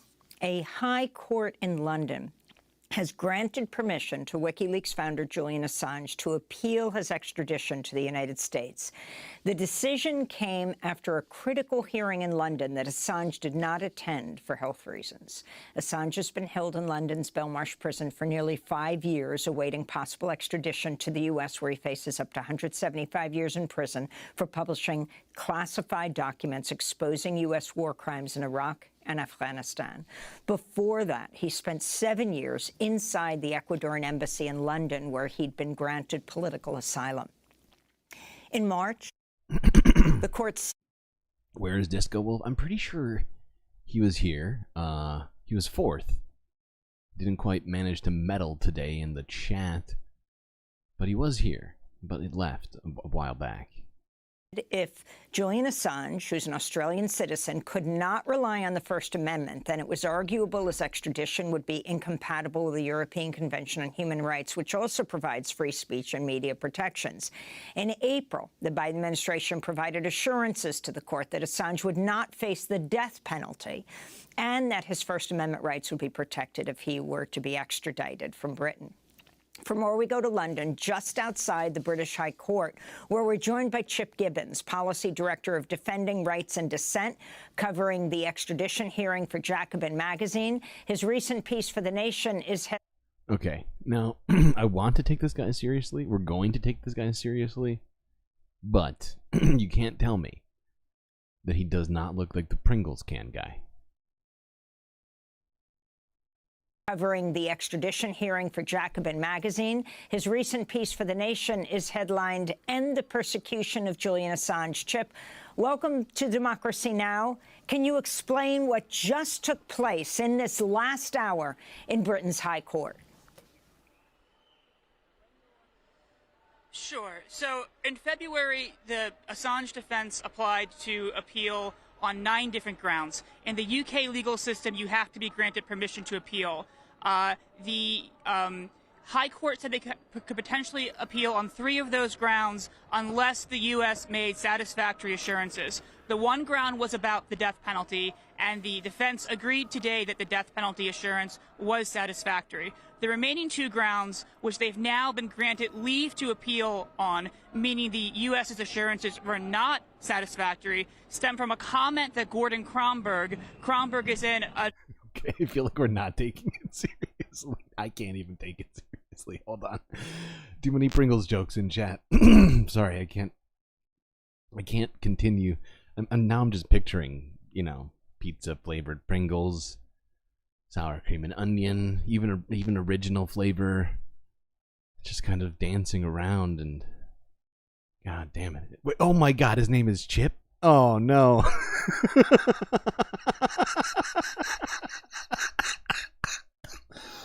Oh no. Oh no. Oh no. I don't want reality. Oh god. Oh no. Oh god. I don't know if I'm gonna be able to recover from that one. Oh. Prosecutor in the Assange case. He also prosecuted Daniel Hale. He was involved in the Samuel Arian prosecution. He's a notorious figure for his abuses of civil rights and civil liberties. Said that the U.S. could argue that Julian Assange does not have First Amendment rights because he is a foreign national. This raised 2 grounds for appeal. First, that Assange would be prejudiced either at trial or sentencing due to his nationality, and that if he could not rely on the First Amendment, that violated his right to free expression under the European Convention. I will note that in that ruling... Oh my god, he's saying so many great things, but all I can think about is, why did you choose this look? If your name is Chip, you should be aware of some things like this. Oh my god, it's making it impossible for me to listen. Fact is, I listened to this earlier. He says some really intelligent things about this. I didn't watch it. And now I can't get through it. I can't even get through this shit right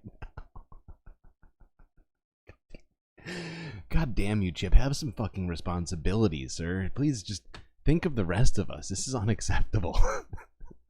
The UK High Court, the ruling in March, did not find that prosecuting Julian Assange for exposing war crimes would violate his free expression rights. And while they raised the death penalty issue, they also have asked the defense no longer to bring up the CIA plot to kill him, because if Assange is extradited to the U.S., then the CIA loses the reason to assassinate him. So Assange's defense basically had both their hands tied behind their backs and were given only the most narrowest of narrow grounds of appeal in what is the press freedom trial of the century. And against all odds, they have prevailed today, saying that U.S. assurances on the First Amendment, on nationality, are not sufficient. They accepted that the death penalty assurance was sufficient. There will not be an appeal on the death penalty. But what happened was the U.S. put forward this assurance that said Assange would not be limited in his defenses because of his nationality,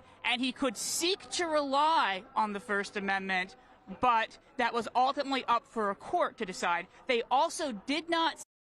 Yeah, maybe he'd have First Amendment rights, maybe he wouldn't, but who's to say? We're just the United States government. Say that Gordon Kromberg or whoever else in the executive would refrain from bringing the argument that Assange had no First Amendment right. No, it's not chip hatred. No.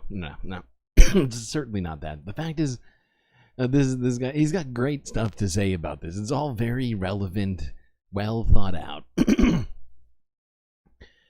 I got through this fine on my first listen through. Like, there was no problems. But this whole chip fiasco thing is really...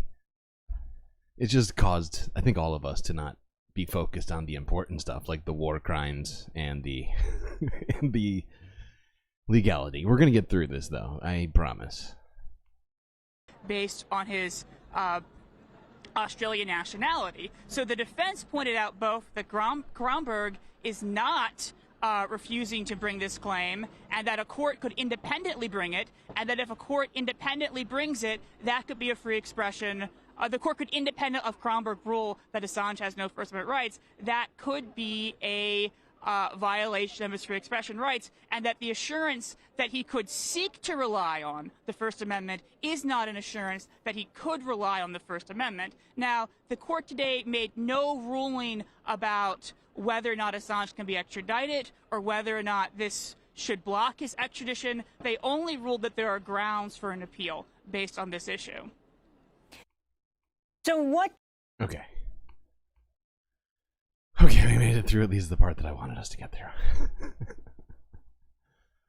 Oh god, I hope that people at least learned something from that, aside from the laughter.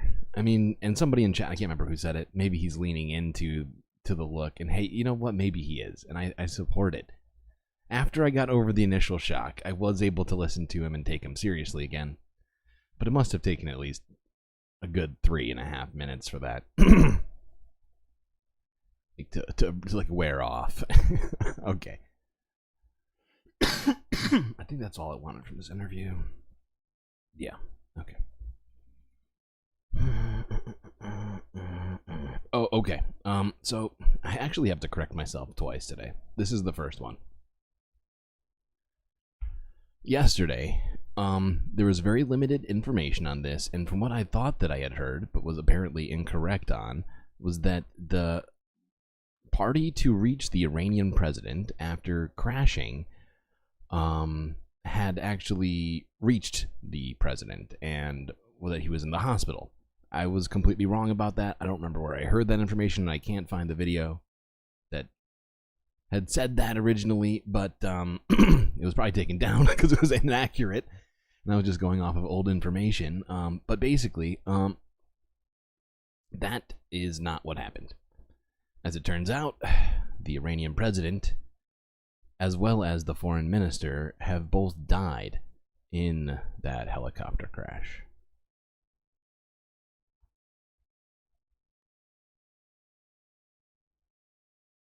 This video shows the wreckage from a helicopter crash in which the Iranian president and foreign minister died. Video was released of Red Crescent workers carrying a covered body on a stretcher through a forested area. State media also released this footage of the president. They said that was taken inside the helicopter on the day of the crash. Rescuers spent Sunday night working in heavy fog searching for the crash site. As people across Iran were seen praying for the president's safety.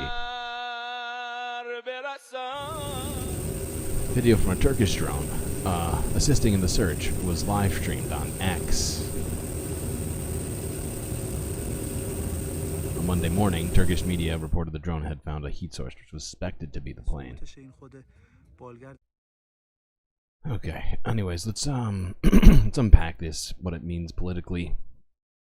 Well, at least potentially on a geopolitical level, by way of this.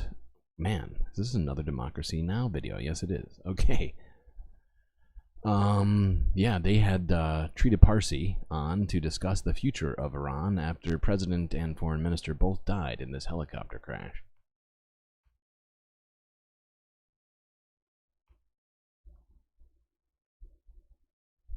This news is funded by viewers like you. Please support our work at democracynow.org/give. This is Democracy Now!, democracynow.org, The War and Peace Report. I'm Amy Goodman. The Iranian president, Ibrahim Raisi, and the foreign minister, Hossein Amir Abdullahian, were killed on Sunday in a helicopter crash along with 6 other officials and crew. Iranian state TV gave no immediate cause of the crash after wreckage of the helicopter was found early. Hold on, I'm just going to speed this up. Well, not speed it up, but just move it forward to the actual interview, as we've already kind of discussed what happened. Yeah. From taking part.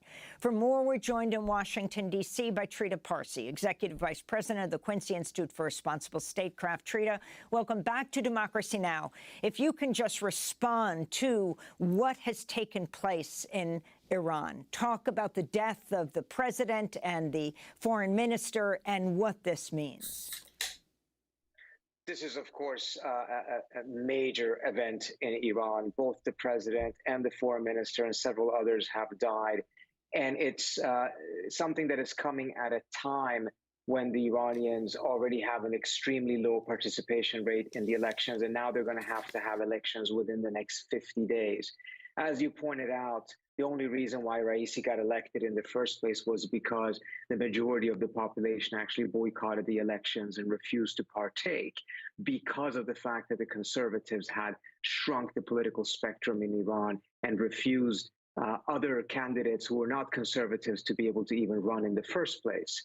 Now the regime is going to have to try to whip up and mobilize voters and excitement for an election within 50 days, and has to make a decision. Is it actually going to allow other candidates to stand, or is it going to continue on the path that it has set out for itself, in which these elections increasingly become rather meaningless in terms of actual democratic value?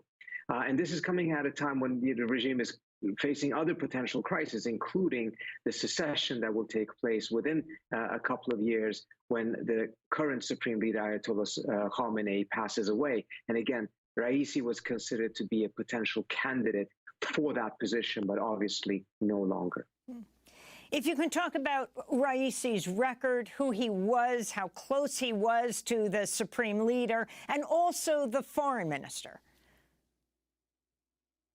So Raisi was not particularly well known until a couple of years ago because he had spent most of his time in the judiciary. He's a clergy. He is related by marriage to the Supreme Leader.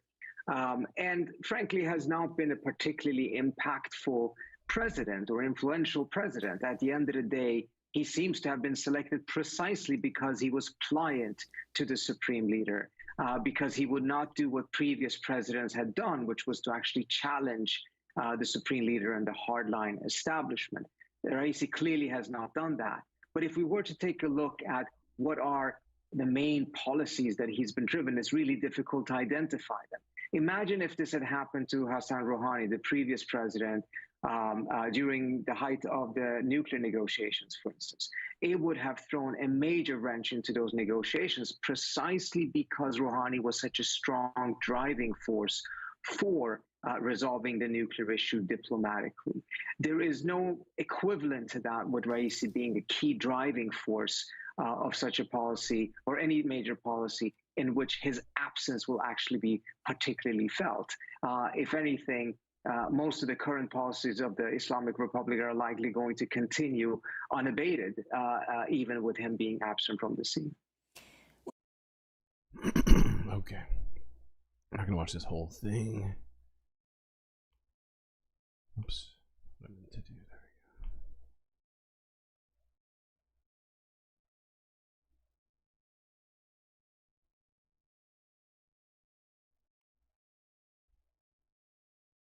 we go. But let's watch a little bit more of it here. Charged during the crackdown on protests that led to the deaths of many and imprisonment of many others after the death of Mahsa Amini. And then this weekend, we got word that BBC reported that the jailed Iranian Nobel Peace Prize winner Narges Mohammadi says she's facing a new trial after she accused the security forces of sexually assaulting women. She said in her statement that she was dragged to the unjust and farcical court's table again due to her protest and disclosure of the religious regime's men's sexual assault against women. What will happen now that Raisi and the foreign minister are dead when it comes to, you think, protest, when it comes to what's happening with Mohammadi herself being dragged to court again? I don't think this is going to be very likely to be an event that will cause new protests. At the end of the day, I think the very large number of people in Iran who are very, very unhappy with this regime recognize that Raisi was not that important of a figure. It would be a completely different situation when the Supreme Leader passes, for instance. I think you will see the regime orchestrate a tremendous amount of show of force, extra security in order to minimize any such risk. But you're not likely going to see this galvanizing into a moment of protest. And part of the reason for that is that the Masa Amini protests, unfortunately, from the standpoint of the protesters, they did not yield the type of changes that they wanted. It certainly changed Iran society's perspective on the hijab, but not, the call for the collapse of the regime as a whole. And it has led to a situation in which the population, who earlier on and still have kind of lost faith in the change through the ballot box, have now also lost faith in change through revolution. So I don't find this to be very likely to lead to that type of a Okay, I think we kind of get it. Essentially, this, the death of the Iranian president and foreign minister, while it may be big news right now, it is not, doesn't change a whole lot about Iranian politics. While there may be some internal shuffling to replace the people that died, in terms of their positions within the government, doesn't sound like it's going to change a whole lot. A lot of Pringles talk still. Pringles are not good. There's no real way to get around it. And I feel like they've gotten worse over the years. At one point, like original Pringles, I think they've changed the recipe. But like when they first came out, I feel like they were decent. And then over the years, they've been, or maybe I've just decided that, baked potato paste with salt and artificial flavoring is no longer that appetizing. Could be that. I don't know. Okay, let's move on to look at this quickly. This is from 16 hours ago, where UN Secretary General Antonio Guterres called for unity among Arab nations at the Arab League meeting.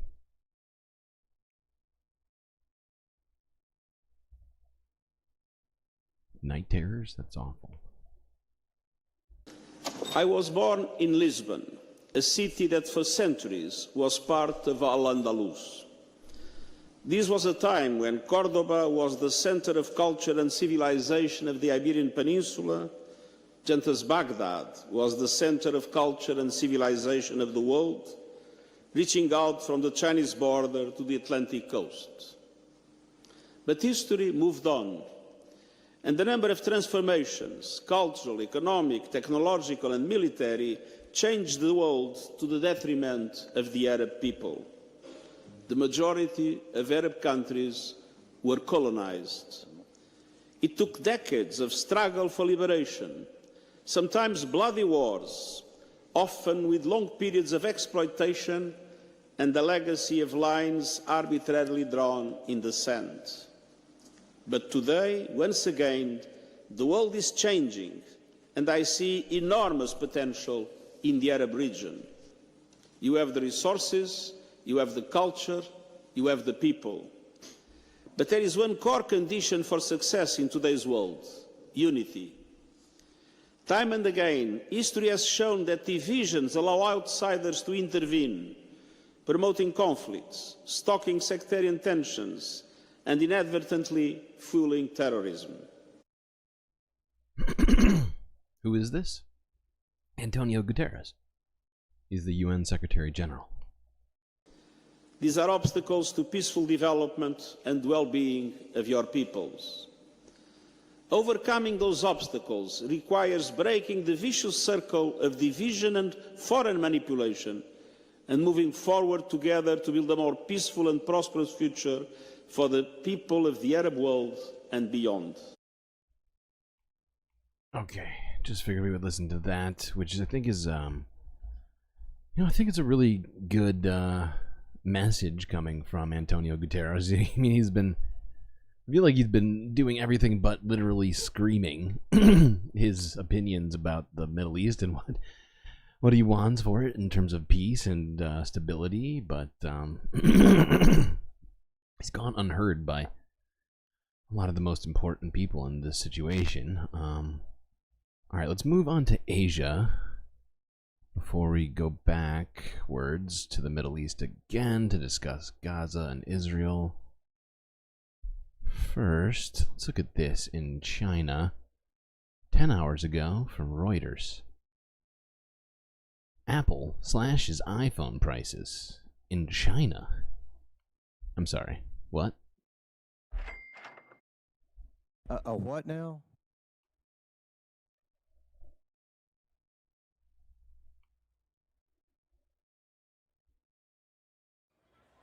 Apple slashed iPhone prices in China on Monday. The US tech giant launched an aggressive discounting campaign on its official Tmall site in the country. It offered discounts of $318 on select iPhone models.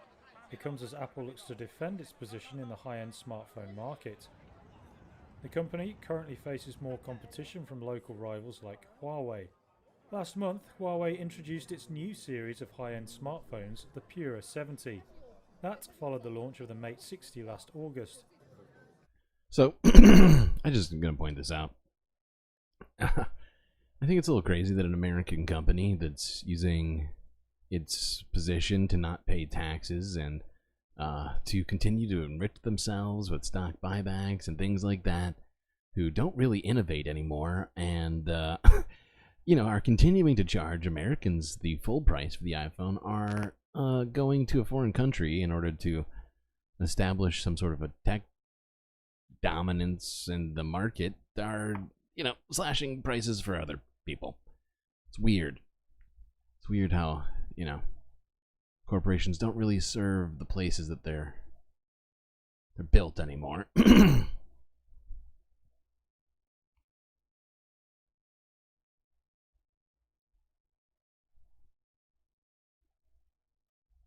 Hey.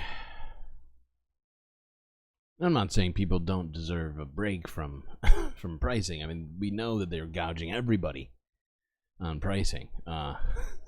It's just annoying to see American companies being nicer to other countries than they are to America. Like, if you look at it, like a bunch of companies, like especially like tech companies, have way better data policies. Like in the EU, granted that's part of legislation, but they could choose to also. Why do I hate China? I don't hate China. That's ridiculous. That's not even close to true. China's fine. I mean, to some degree. They have some issues with regards to, I don't know, press freedom and some ethnic cleansing stuff, as well as being a little bit overly aggressive sometimes. But the country itself, the people, no problem with them. Wow, hurtful. Racism? Really? Hurtful. I see that you know your judo well. Alright, let's look at this. Going slightly south and east to Taiwan, where their new president is urging China to stop threats. Same thing with American Pharma. Yeah, that's a good point. Lai Ching-te took office as Taiwan's new president on Monday. He was sworn in at Taipei's historic presidential office, succeeding Tsai Ing-wen after serving as a vice president for 4 years. Lai said in his inauguration speech that peace is the only choice and that Beijing had to respect the choice of the Taiwanese people. The future of the Taiwan Strait plays a decisive role in the future of the world, and as the people who take over the democratic progress of Taiwan, the new government will steer peace. I mean, the fact is I know people who from Taiwan and China. I just want everybody to get the fuck along. Like, that's my stance on pretty much everything. I feel like, stop doing that over there. I also that's my stance. China to stop threatening Taiwan politically and militarily, to take on global responsibility. Can I add for Marvin and the emotional support and stability, and to ensure the world is free from the fear of war. Can I add Marvin? Oh, the Marvin the annoyed android? Yes, I saw your comment on the previous video. Your submission has been accepted, but it hasn't been added to the Discord list. It's just on my notepad, so I will transfer that as soon as possible. I believe that's the one you're talking about, right? The one from Guide to the Galaxy. In attendance at the ceremony were former U.S. officials, lawmakers from various countries, and leaders from some of the 12 nations maintaining diplomatic ties with Taiwan. Lai said that people must be realistic about the threat posed by China, and the island must show its determination to defend itself. We have the ideal to pursue peace, but we must not have illusions. As long as China does not give up using force to invade Taiwan, citizens must understand this. Even if we accept all of China's claims and give up our sovereignty, China's ambition to annex Taiwan will not disappear. China did not respond immediately, despite previously labeling Lai a separatist. Since his election victory in January, Taiwan has faced continuous pressure from China, including frequent Air Force and... Okay. Anyway, Taiwan's new president is about independence for Taiwan, which China's not a fan of.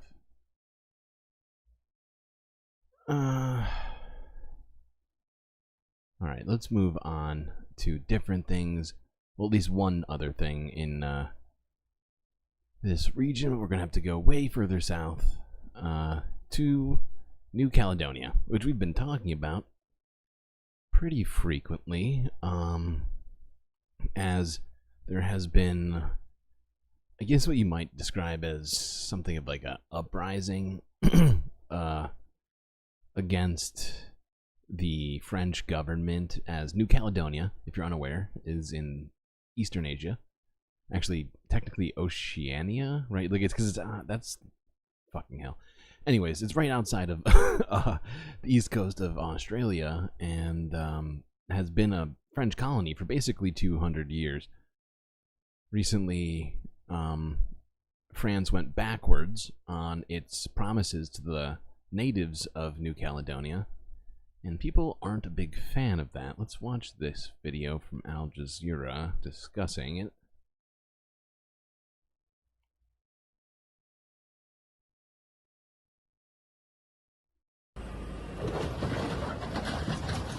French forces are removing barricades and debris from the main road linking New Caledonia's airport to the capital, after blockades put up by protesters cut off essential supplies like food and medicine and forced the airport to close. I'm sorry, this is more important. Alright, kidding. It's not more important, but I need to pause.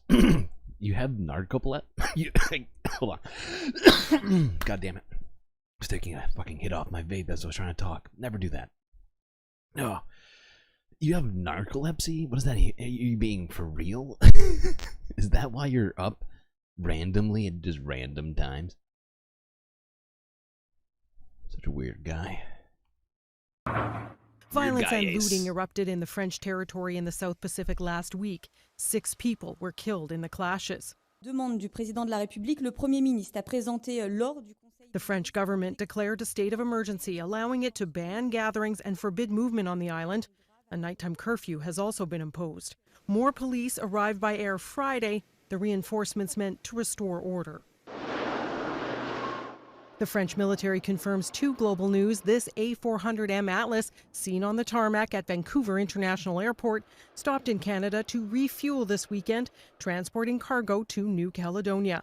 The aircraft, typically used by France's military I just realized transport command. I went to the one I didn't want to go to. I mean, not didn't want to, but I just wanted to skip it. I meant to go to this one from Al Jazeera. This is why I'm thrown off. Your dad had narcolepsy too? What are the odds? I feel like narcolepsy is incredibly uncommon. Hold on, I have to look this up. I have to look this up now. I can't go any further until I figure out how unlikely that is mathematically. Why I don't have an answer for you for that.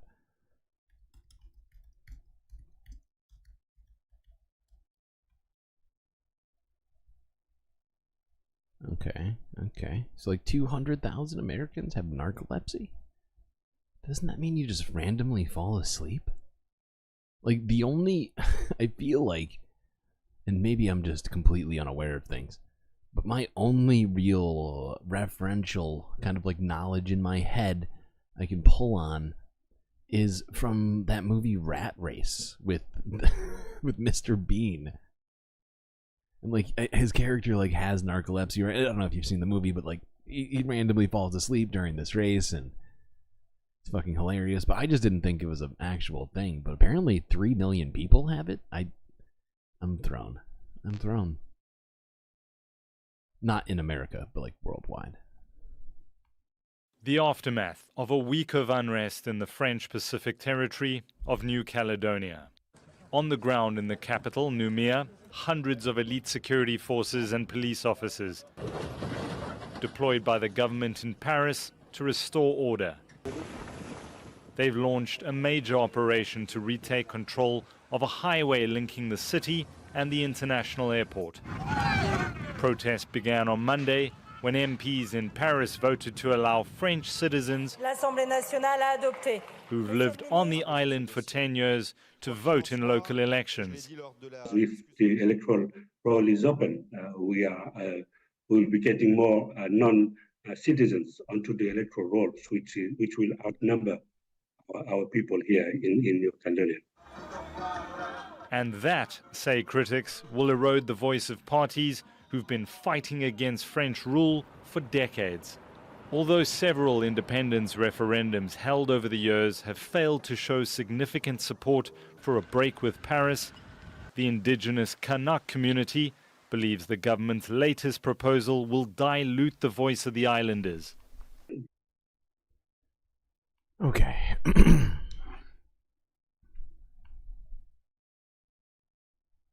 That is all I wanted to do on that. Just keeping everybody informed on the sort of moving situation in New Caledonia. But I will try and keep you all as up to date on that as I can. Now, time to talk about Palestine and Israel. First, though, let's talk about... I almost forgot about this, too. Oh, I have an extra video in this list that I almost completely forgot about. Anyway, let's start this off by talking about protests in the West. That's both of my vapes at the same time. Why? Third time's the charm. Let's start this off with a video from Democracy Now! It's from 11 hours ago. Meet two Morehouse professors who protested Biden over Gaza and Congo during the commencement speech.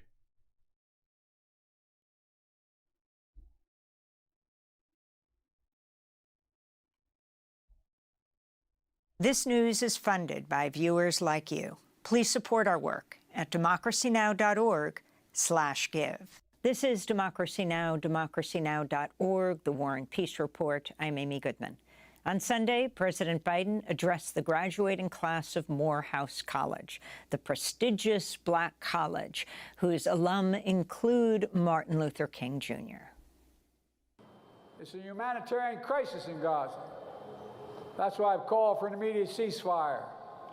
An immediate ceasefire to stop the fighting. Bring the hostages home. Now, we already analyzed this speech yesterday. It's absolutely just devoid of any reality. Calling for a ceasefire, I haven't seen any actual attempts at having that happen from Joe Biden. Essentially, the most we've seen is a supposed call that happened between him and Benjamin Netanyahu, where he said there was supposedly a red line, and him withholding one part of one aid shipment,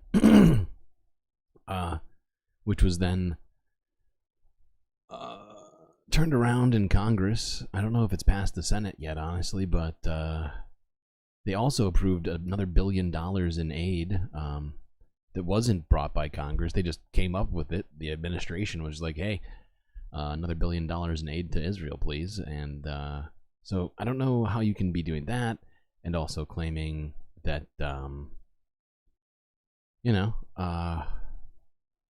you're calling for a ceasefire. Around the clock to lead an international effort to get more aid into Gaza, rebuild Gaza.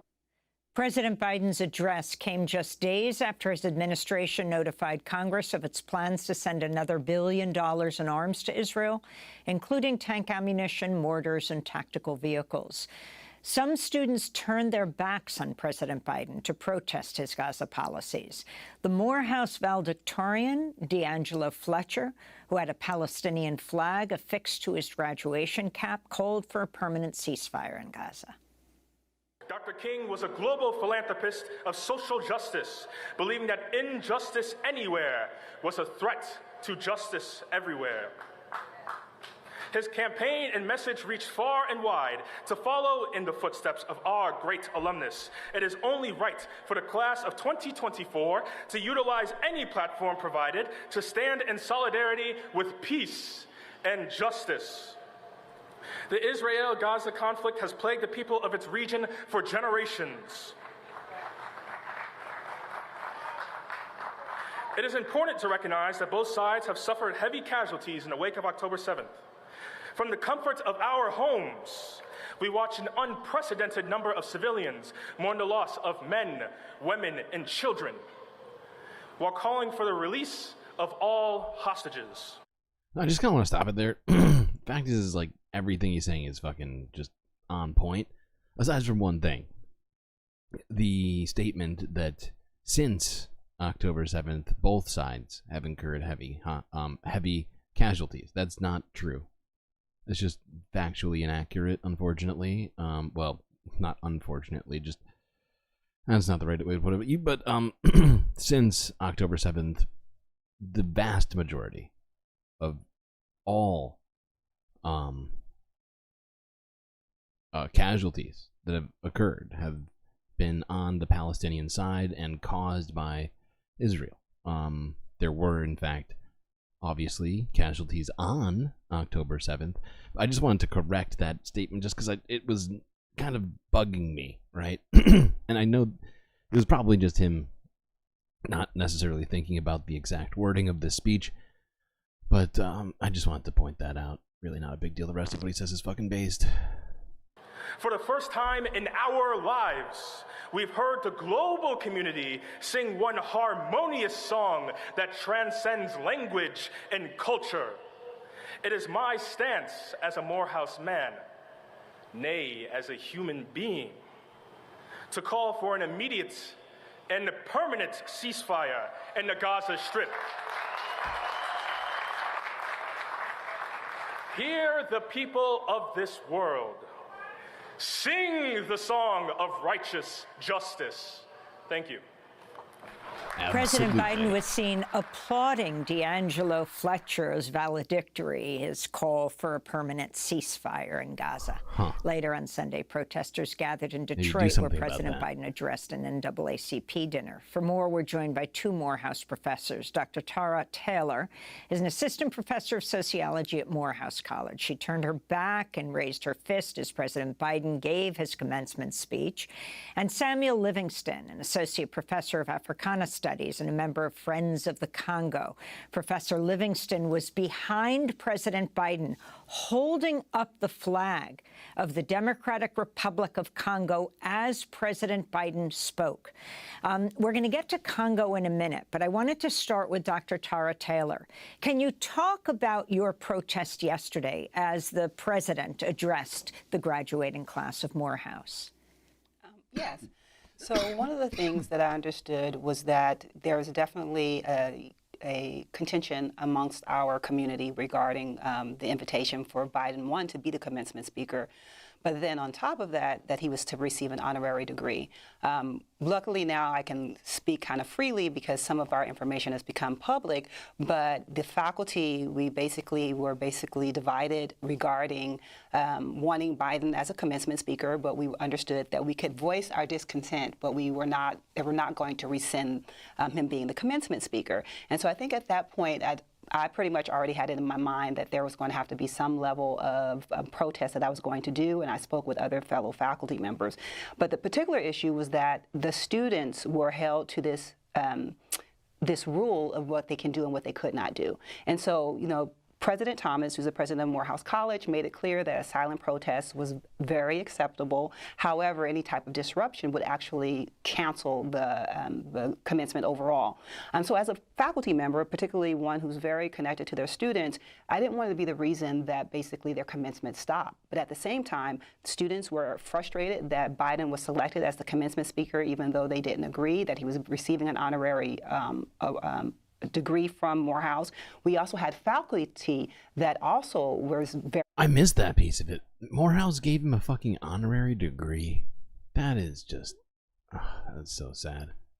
Much disappointed in the way that it was handled by our administration in terms of selecting him and giving him an honorary degree. So it was a moment where I realized that I was going to be at the commencement because I am a student marshal and I wanted to be there to support my students. But I wanted to take it upon myself to, one, stand up for my principles, and then also kind of sign a solidarity for my students as well as my other fellow faculty members who felt that we were caught in this moment where it seemed like we as a community selected Biden when we all did not. And can you talk about D'Angelo Fletcher, the psychology major, the valedictorian's call for an immediate ceasefire, the significance of what he did, standing before really the world, because this was being broadcast by many news outlets around the world, and then also President Biden calling for immediate ceasefire, Dr. Taylor? Yes. So I was proud of Fletcher. He wasn't a student of mine, and I also understood the mounting pressure for these students basically to make a statement or to not to make a statement. And the young man, even as he spoke, he said he was a little bit nervous about being the valedictorian, knowing that he would have to give a speech. I mean, if anyone who's ever done public speaking can understand, you know, everyone's there, your family's there, you don't know what your nerves are going to be, but now this heightened moment. And the fact that he made the statement and there was some divide even amongst the students, that he took this moment to basically use his platform to make a statement. I was very proud of him. I mean, it brought honor to his fellow peers, but it also brought honor. Absolutely. Hold on. We can't watch this whole damn thing. We're already halfway through it. Oh my god. I just couldn't help it. I mean, this is really, really, really good piece here and very, very relevant right now. Just gonna move slightly further here.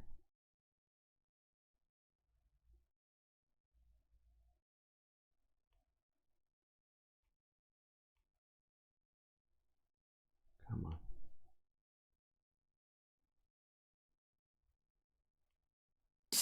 Was also at the graduation, Associate Professor of Africana Studies and a member of Friends of the Congo. Throughout President Biden's address, he was standing in front of the Congolese flag. It was you, Professor Livingston, who was holding up that flag. Can you talk about why and what your demands are? Yes. First of all, thank you for having us this morning. Actually, it was me and Dr. Cynthia Hewitt who were holding up the flag. And I have to, of course, mention that. But we held up the flag because the police state that Dr. Taylor mentioned in terms of the Secret Service being on campus is local, but it's also global. We held up the flag because the people of the Congo By the way, media. We skipped past it just for time's sake, but I just want to let you know what he's referencing there. The Secret Service was not only there, but according to the other professor who just spoke here from Morehouse College, she said that there were Secret Service snipers on Morehouse's fucking campus during this, which is wild. The Secret Service being on campus is local, but it's also global. We held up the flag because the people of the Congo do not get enough media attention in terms of the act of genocide that the United States is supporting through its support of Rwanda, through its support and Rwanda's support of the M23 rebels. So we have been standing in solidarity and working with Congolese organizations. And I say I've been working with them for since 2012, but I've been concerned about the Congo since about 1987, as I began my journey of being an Africana Studies professor. And it's plain and simple, there are so many Congolese people who could speak to their case. But the U.S. media, most of the major newspapers, most of the corporate media will never feature them. So I'll mention Dr. Kennedy Kihangi Bendu, one of our partners who we brought to Morehouse College from the city of Goma at the University of the Great Lakes at Goma. Came to Morehouse and spoke about the situation in the Congo at one of our symposia. We've had a sustained engagement with the Congo that will not show up always in terms of protests, but that type of engagement is transformative with our students. We also have Yeah, we need more people that know stuff about other places than America in America. It is vital. And the fact is that the Congo, we've been talking about it recently, but there's been multiple things that have been happening in the Congo. And the fact is the Rwandan group M23 has been backed by the United States on multiple occasions, and they have been accused of ethnic cleansing in the Congo. As you know, and the fact is that the Congo should be one of the richest nations on the planet. Okay, technically, if you look at it, it is filled with natural resources. If you look it up, the DRC is ranked among the richest countries in the world in mineral wealth, estimated at over $24 trillion with a T. And yet, the Congolese people live in extreme poverty. Now, there's definitely some amount of corruption within the government, but then there's also, as you can maybe imagine, with a country full of resources like that, there's quite a few other people trying to get their hands on it. multiple countries, and somehow has not played out well for the Congolese people. We could probably draw more lines, but let's just move forward, because really that's not the point of why we're here right now. We're trying to talk about Palestine. This just took us on a big old Congolese tangent. Let's go to this. Speaking about protests and getting more serious about this. Actually, do I want to do this first? Yeah, okay, we'll do this first. I gotta remember that I have a second video that I have to watch. We have to watch it off of YouTube. I have it like saved. I had to record it earlier today for us to be able to watch it properly. Let's see here. But first we'll watch this, where Al Jazeera has been doing, I mean, obviously they've been doing some pretty great reporting around Palestine, but they are also doing some great investigative reporting for America. So let's look at this from 5 hours ago. Just came out. This is a investigative report on the night that Columbia turned on pro-Palestinian students and sent the cops in.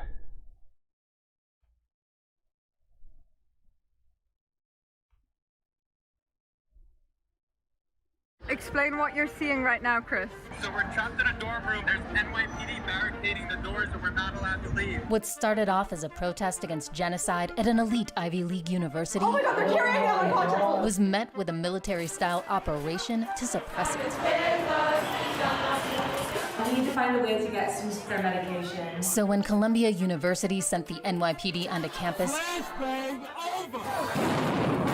students were faced with some disturbing realizations. They're willing to deploy violent, militarized police to maintain their active investment in genocide. AJ Plus was the first to speak with pro-Palestinian students who were arrested inside a barricaded campus building after police raided it. It sounded like we're being shot at. We're reporting from the heart of the campus that sparked a global student movement for Palestine. We are here on the streets because there's been 40,000 martyrs slaughtered by the Israeli war machine, which has been sustained and financed by many organizations here in New York City, including this very university, where students are challenging an elite system that helps maintain U.S. violence abroad and silences anyone who gets in their way. They didn't even allow a medic to reach the student that they had shoved down the stairs.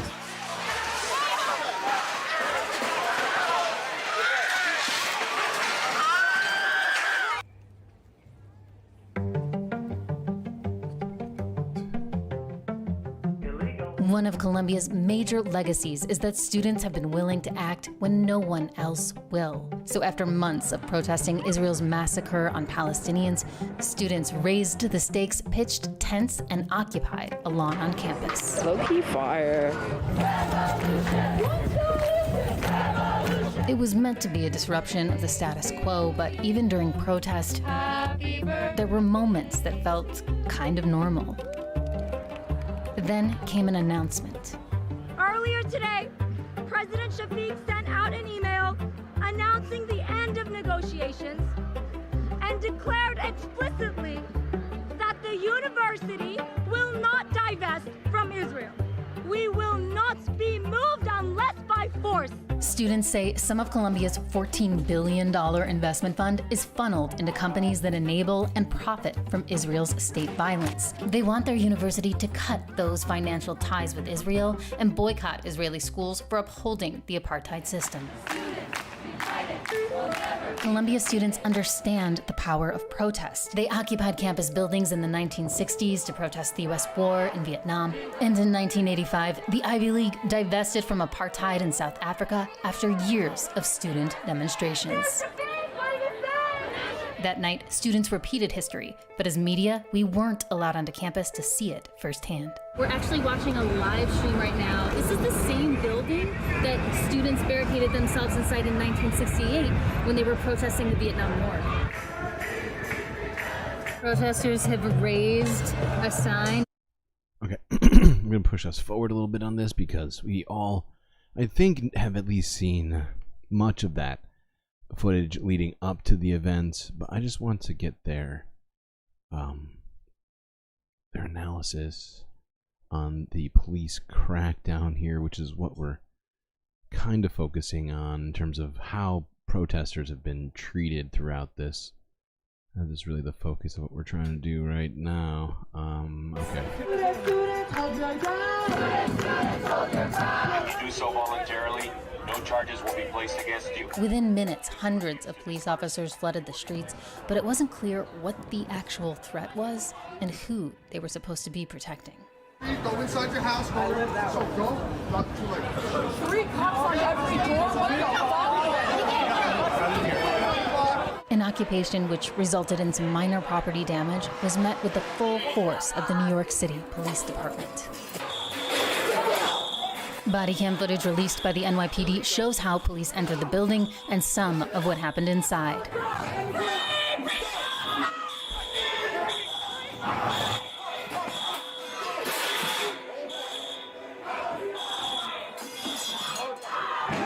During the operation, the NYPD prevented access to most journalists and tried to turn away legal observers and medics. Columbia University says that their concerns are student safety, but does this look like student safety right now? Free Palestine, free Gaza! Free Palestine! Just behind me, you can see that they have dozens of people who they've arrested.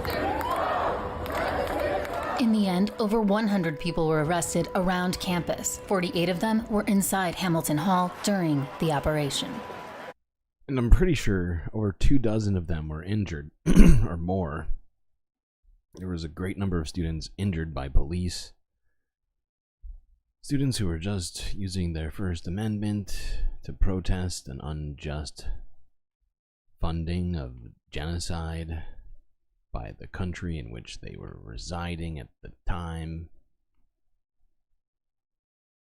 Okay, yes. Now, I already have VLC open. That's very helpful.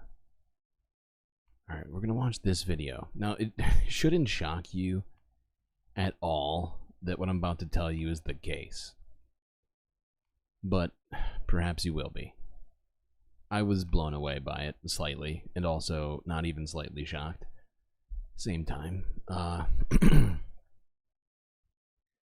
next video we're going to watch here, I had to record off of CNN's website, as they did not put it up on YouTube.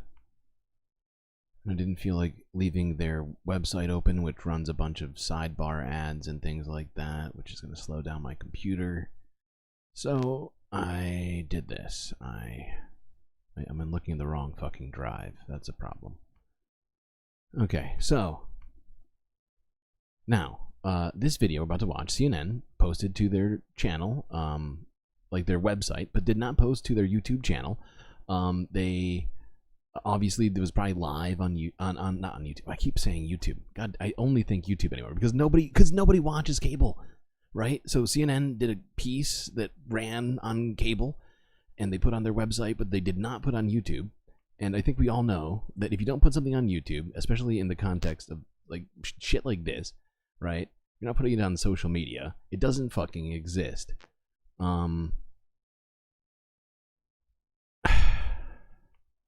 But they did they did actual journalism and then chose not to show any of us. So let's watch this, where CNN actually put boots on the ground. Early retirement's possible. And startups start up because it's smart. Like reporters on the ground, got them to actually investigate the protest at UCLA and the counter protest related to it. It's absolutely fucking, it pisses me the fuck off, I'll be honest. And I'm swearing a lot right now, and I'm sorry for that, but the fact is that CNN has billions of dollars, right? It's a multi-billion-dollar organization that has plenty of money to do all this shit, to have social media people out there posting everything that they're doing and that nobody's watching on cable, but instead they put it on their website and show anybody this genuinely fucking important report that we all should have seen.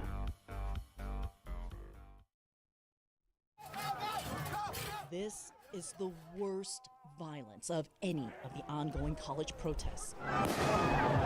UCLA, where counter-protesters used sticks and boards against a pro-Palestine encampment.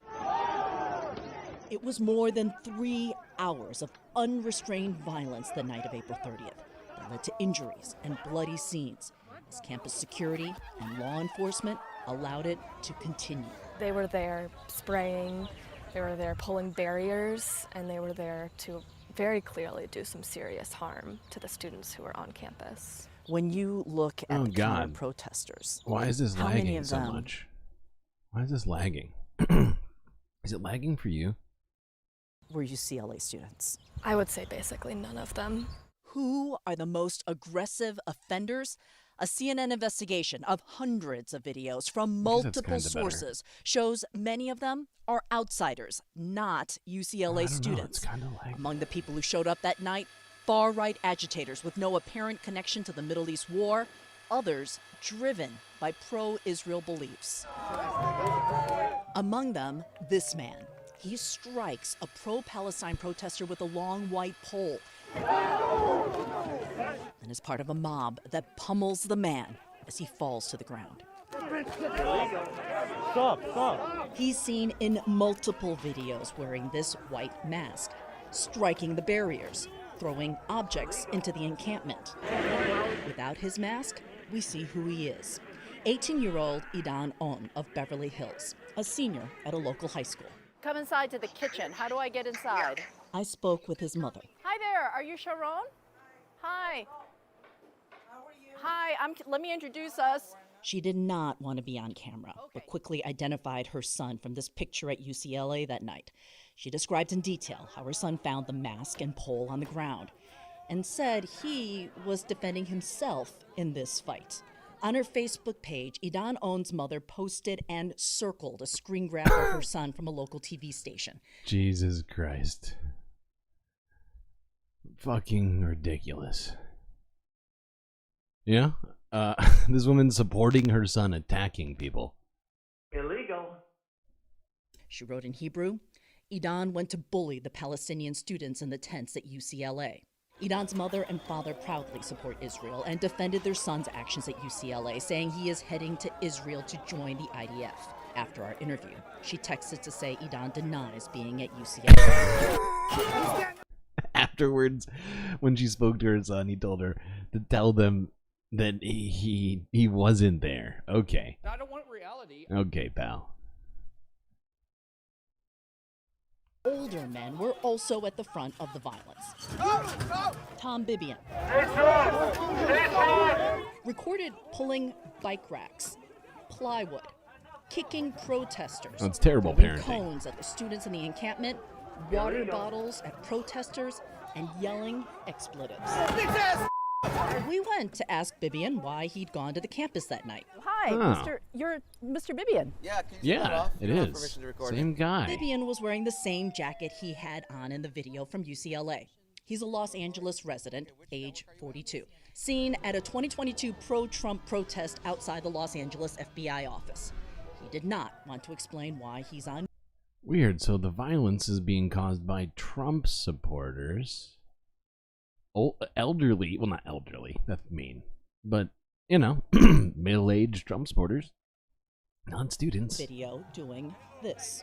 You're being a little rude, and I'm going to call the police if you don't leave. Oh. Okay. We identified not just Tom Bibian, but other older men who have no apparent affiliation with UCLA. I mean, you've seen them at how many other events? Lots of different events, school board meetings, city council meetings. Angie Gavant is a Los Angeles area public school mom who's been tracking right-wing protesters in her area. The group who she'd seen protesting gay rights in public schools were drawn to UCLA that night. The revolution ain't happening tonight. Man down, man down. Though they were clearly at UCLA that night, there's no evidence these men participated in the violence. Here comes the Jew song, man. Cover your ears. The man who is live streaming, Narek Polyan, appears to be a persistent agitator who posts anti-Jewish tropes on his social media accounts. But at UCLA, he... We shouldn't be shocked, but it is almost, I mean, it is genuinely amazing that a guy who is posting actual anti-Semitic images on social media is here attacking a protest. The levels of irony in this are just wild. Because the people that have been getting accused of anti-Semitism, of course, have been the fucking protesters, right? Over and over again. How many times have we heard it? And then CNN hides this fucking video on their website instead of posting it to YouTube, showing an actual case of somebody who's clearly anti-Semitic and is being violent against the people. It just, oh god, my brain is fucking broken. He stood with the pro-Israel crowd. Hi, I'm Kyung Law from CNN. Polyan claimed to us that he has a child at UCLA, though a student didn't accompany him that night, and that he had good intentions. I was definitely keeping the peace, okay, at least trying to. You weren't there to make it worse? No, of course I wasn't there to make it worse. I hate to say it, but I was expecting us to start working on an obituary the next day because I thought something that serious would happen to the students in the encampment. Do you feel like they won? Based on the way they were cheering when the police arrived.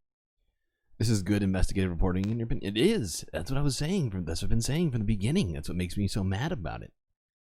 And I don't know if you've been here since we first started watching this video, DJX, but I had to record this before the stream off of their website so we could watch it right now because it's not on YouTube, which is usually where I get my videos from. It's usually where we get our clips, and you know, it's just so easy to do it that way. Just all have it on the one website, and I have it all kind of set up on the daily. But for this particular thing, literally they're basically hiding it from social fucking media right now. It's actual reporting that they didn't put online. Who? What? They're supposed to be journalists, right? It's fucking shocking to me that this it's a travesty. It's a fucking travesty. Like, because it's good. Because it's fucking good. And then they hid it. Because it completely went counter to the rest of their narrative. Right? They did the investigation and then realized that they've just been spewing nonsense this whole time and didn't MR cover this on Friday? They may have covered it, but I'm pretty sure they also didn't get the video from YouTube. They probably did the same thing I did. I think I missed most of their I think I missed their show on Friday, or at least most of it. Unfortunately, with my space schedule, I keep sleeping through parts of the first half. Oh God, it just makes me so frustrated.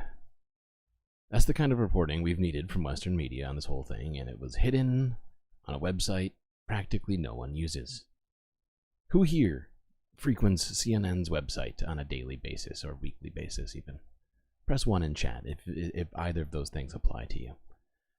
And I will shut my fucking face. Alright.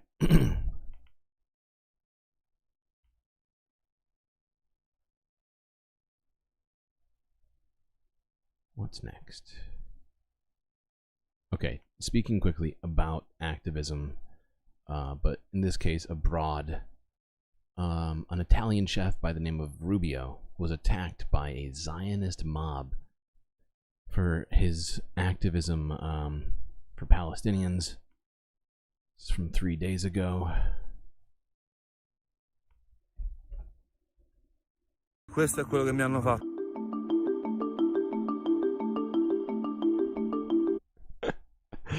Oh my God, that one really got me, Badash. Well played, well played. I was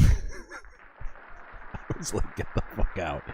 Get the fuck out. You do not go on their goddamn website daily or weekly. You're a goddamn liar.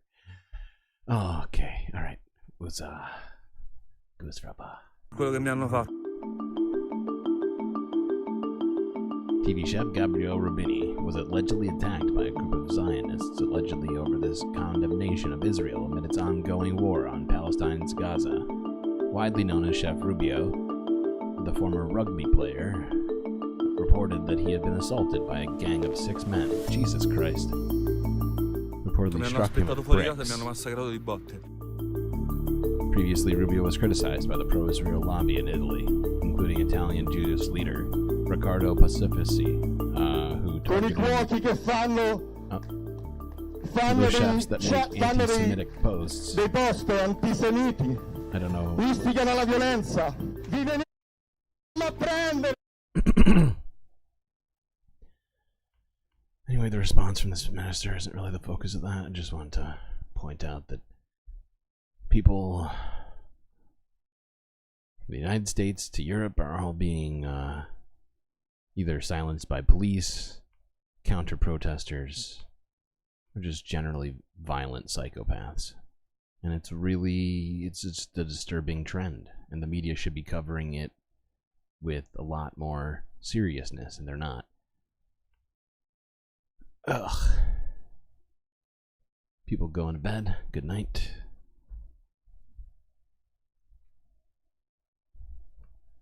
We are nearing the end of the stream tonight. We've got like a handful of videos left now.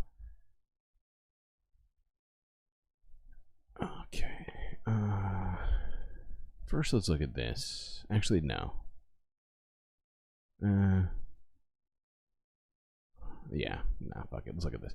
This is from 7 hours ago, or at least 7 hours before the stream started, where Lloyd Austin was asked if Israel has a humanitarian plan for Gaza. I don't want reality.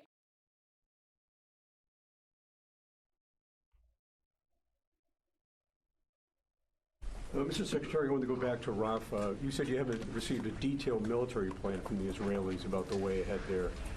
What about the humanitarian plan? You say you want them to care for these hundreds of thousands of people displaced, provide food, shelter, medical care. Have they given you any indication about how they plan on doing that? Early on, we received a conceptual brief on how they were going to put measures in place to take care of the population that moved out of that battle space. Sorry, and what? The things that are required to support that plan, we've just not seen. I've not seen those elements go into play. And so, my view is that there's more work to be done. And my view is also that this takes time. And so, again, those things that I think need to be. Oh my God, he's literally saying nothing so masterfully right now. Holy fuck. There is supposedly, I haven't seen the plan, but it could be good. But I'm not saying it's good. I've heard of what good, I know what good means. I've looked up the definition of good. I can't say it applies in this situation, but it very well could be good. But it's not where it needs to be now. But we have perhaps potential optimism about the possibility of future, and therefore, and it's just, it's so fucking frustrating. Point is, answer is, I don't want reality. No, they do not have a plan for Rafah. It's just, everybody leave. We're gonna fuck this shit up. We're gonna, flatten Rafah as well as we have the rest of fucking Gaza. That's the plan from Israel. That's what it is.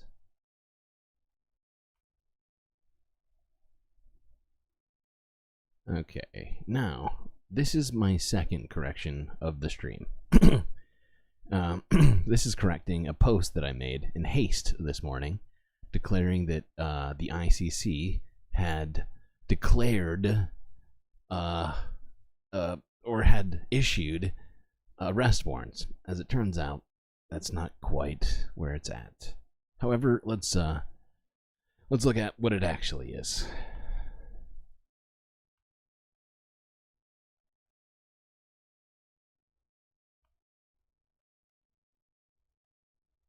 In inhumane conditions, and co-perpetrators and as and for their immediate safe return to their families. This is a fundamental imperative demanded by good conscience, demanded by So just so you know, this is the ICC prosecutor. Oh, no, I want to call him Imran Khan, but I know that's not it. It's shit, I can't remember his first name. Point is, this guy is one of the prosecutors for the ICC, and this is him seeking an arrest warrant for Israel demanded by international humanitarian and law. Hamas leaders. Hostages must be released immediately. I can also confirm today that I have reasonable grounds to believe, on the basis of evidence collected and examined by my office, that Israeli Prime Minister Benjamin Netanyahu and Minister of Defense Yoav Gallant bear criminal responsibility for the following international crimes committed on the territory of the State of Palestine from at least the 8th of October 2023. The crimes include starvation of civilians as a method of warfare, willfully causing great suffering, serious injury to body or health or cruel treatment, willful killing or murder, and intentionally directing attacks against a civilian population, as well as crimes against humanity of extermination and or murder. Okay, we're not going to listen to this whole thing because it's like 20 minutes. However, this whole situation is going to require a good bit of analysis on multiple levels. So that was issued 15 hours ago, around 7 o'clock this morning Eastern Standard Time. I said they issued arrest warrants. What he's actually doing is seeking the issuance of arrest warrants. So there is something of a stipulation there that is necessary to distinguish in this matter. Before we go too far in analyzing this, let's look at this from 6 hours ago, where Benjamin Netanyahu responded to this ICC arrest warrant request.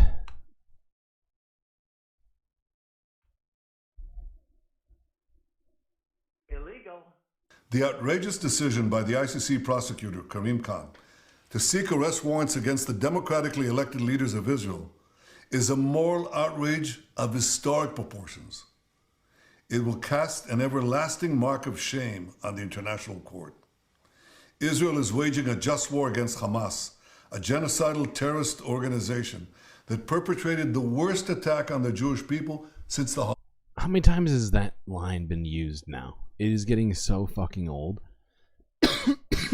It is really just wild to hear it now, 7 months later, after, you know, Israel has 30x'd the casualties. If you're just counting dead people, right? If you count the injured, it's wildly, it's like 100 times.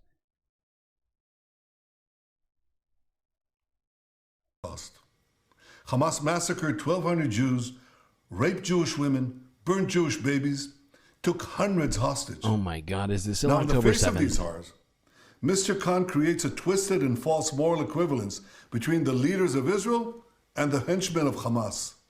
This is like creating a moral equivalence after September 11th between President Bush and Osama. Now, if you're unaware of this,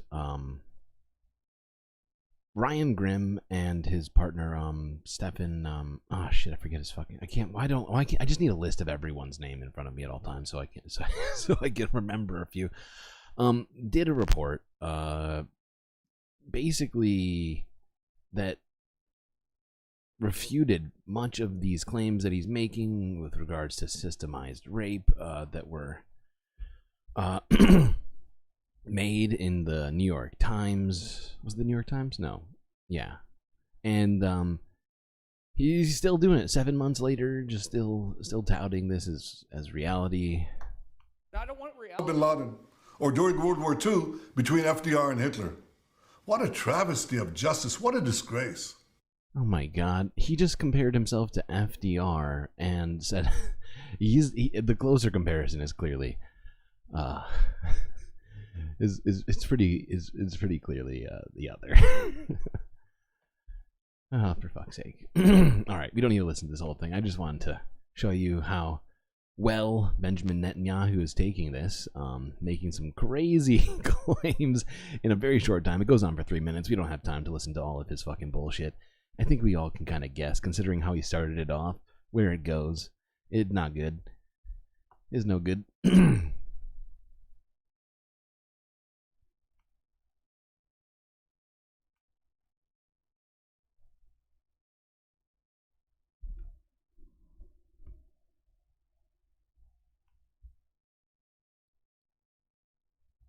Okay.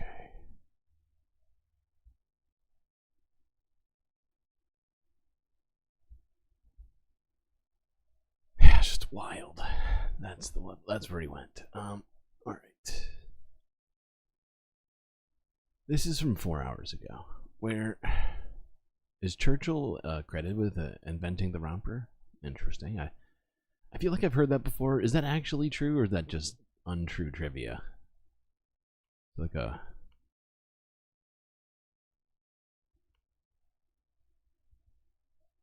like folklore, or is that real? Oh God, what was I doing? All right. Oh yeah. Now let's look at this. Okay, so we heard the ICC ask for the arrest warrants. We heard Benjamin Netanyahu respond to the arrest warrants. He's not taking it well. And here is Matthew Miller at the State Department. Excuse me, Matthew Miller at the State Department, who was asked by a reporter a number of very inconvenient questions regarding all of this. Found this to be just, it's somewhere between comedy and tragedy. What's that? Like it to open. I'm just not. You know, Said, I never make predictions. I'm sorry, I was kind of momentarily stunned by your original answers. I forgot my question, but these will be brief. So, are you okay then with the application for arrest warrants against Hamas? We do not believe that they have jurisdiction over either of the parties of this conflict, you don't think and that includes Hamas. You don't think that Hamas leaders should be prosecuted? We absolutely believe that Hamas should be held accountable. That could be hold on. Let me finish. That could be either through the prosecution of the war effort by Israel. It could be hold on. It could be by being killed. It could be by being killed. That's their first thought. No, not international law. Bombs. That's how you solve crimes against civilians and things like that. God damn it, Matt. You're starting off real bad here, pal. Not gonna lie. It could be by being brought to justice in an Israeli court. We do not believe the ICC has jurisdiction over either of the parties in this case because the Palestinian people do not represent a state. And that includes the leaders of Hamas. But obviously the... Now, saying that Palestinians don't represent a state effectively admits the fact that Palestinians are, in fact, entirely under occupation, both in Gaza and in the West Bank, and it's just fascinating to hear him try and make. And believe me, it's going to get worse. I should just shut up. It's going to get worse. Administration is also troubled by actions that Israel has taken post October 7th. So where's the accountability for that? Where do the Palestinians go? This is a question I asked Ned a long time ago, over and over and over again. Mm-hmm. Where do the Palestinians go to seek redress? So let me answer this a couple of different ways. First of all, in the short term, with respect to questions of war crimes, Israel does have open investigations, a number of open investigations. Israel has open investigations when we released our what? report on National Security Memo 20, including some investigations that have become criminal investigations into conduct by members of the IDF. That is the first instance for judging whether someone has committed. Okay. That is not. The fact is that's not what people have a problem. Well, I mean, they have a problem with. But the fact is it's the collective punishment, not the individual actions. Not that there shouldn't potentially be, and I think there should be. But I think the main focus should be on the collective punishment and the ethnic cleansing, the genocide, the mass starvation of people, all that stuff, right? That's the main focus. And he's trying to get caught up with internal Israeli military law. Is that a joke? A war crime or a violation of IDF code of conduct. That's one of the reasons why we have concerns about the ICC. The ICC is set up to be a court of last resort. If a country isn't properly holding itself and its personnel accountable, that's when the ICC comes in, not in the middle of the process as they have done here. That said, ultimately, and you know this, Matt, and because we've spoken about it a lot, we believe that there should be the establishment of an independent Palestinian state. And an independent Palestinian state would have the ability to join the Rome Statute and become a member of the International Criminal Court, as every state in the world has the right to do. But that is not. They are not SOL. I said, first of all, Israel has its own investigations. Second, we have accountability mechanisms here. We have processes that are ongoing to look at Israel's compliance with international humanitarian law. So there are places to look at these questions. It's just in our view, there's places fundamentally not a role of the ICC. And I should say, but remember. Oh my God, just not the ICC. Because if we got on board with that, oh boy.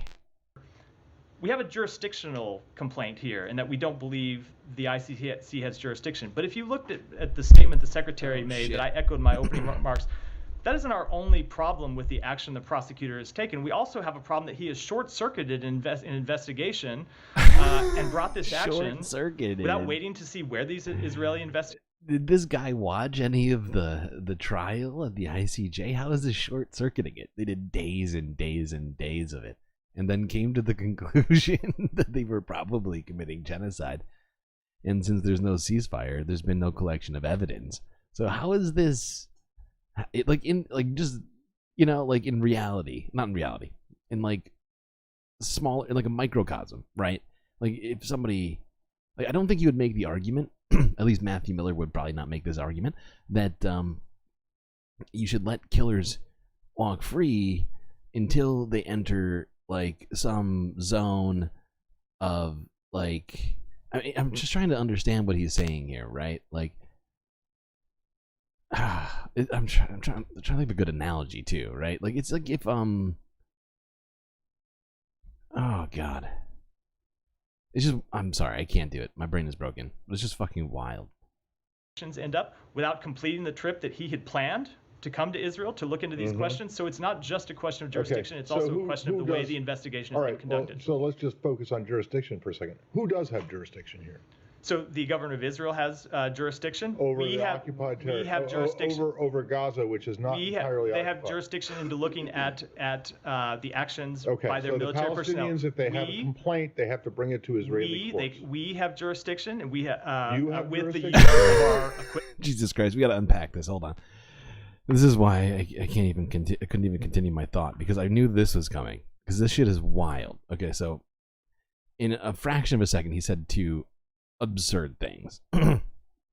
First, that Israel has a jurisdiction, which is essentially saying that Palestinians need to go to Israel to file claim of genocide against Benjamin Netanyahu, right? That's essentially what he's saying.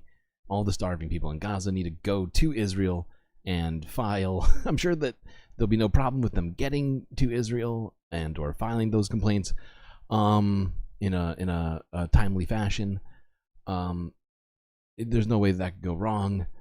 And then he says, I think mistakenly, but somewhat, I think, tellingly, that the State Department officials are thinking like this, that somehow the United States has jurisdiction here. It's just truly, oh, wow. To bring it to Israeli courts. We have jurisdiction, and we with the use of our equipment. I'm sorry. How do you have with the use of our military equipment Matt, that we have provided? How do you have jurisdiction? He has wait. Look at his face right now. He realized that he just said something incredibly stupid. The presence of military equipment doesn't give the United States jurisdiction over the area. This is the ridiculous hegemonic thinking of the State Department that's being laid out here in this moment. It's like anywhere where we put a thing that says America, it's America, and we have jurisdiction over it. Thank you. Leahy law. If you look at that's not jurisdiction in a criminal process. That's not in a criminal process, but it has to do with the determinations that we make and the policies that flow from it. Not but Matt, long term, you were right that we want to see. You used to work for DOJ, Matt. You were on. You used to work for DOJ, Matt. Oh God. Illegal. Long term, you were right that we want to see. You used to work for DOJ, Matt. You were on. There's no U.S. does not have jurisdiction. There are different. I wasn't referring to criminal jurisdiction, Matt. There were That's different what ways he's to look the at this. question's Long term, we about. agree with you that the Palestinian people should be a state that has the ability to make these determinations, but that's not where we are today. That's Jesus Christ. This is the worst press conference yet. And there's been so many bad ones we've seen on this stream. It's incredible that it just shot itself to the top of the list in such a short time. Oh God. It felt like a goddamn parody. It's like an Onion article. It's like AI or something. Nope, came straight from Forbes. Okay. Now let's start to unpack this a little bit. First, with Democracy Now!, where they discuss this ongoing situation regarding the seeking of arrest warrants for Israeli officials.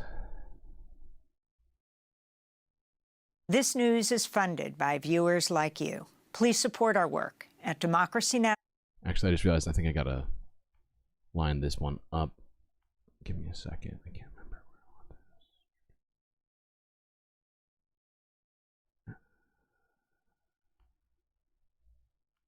remember. The Al-Qassam Brigade's Mohammed Deif.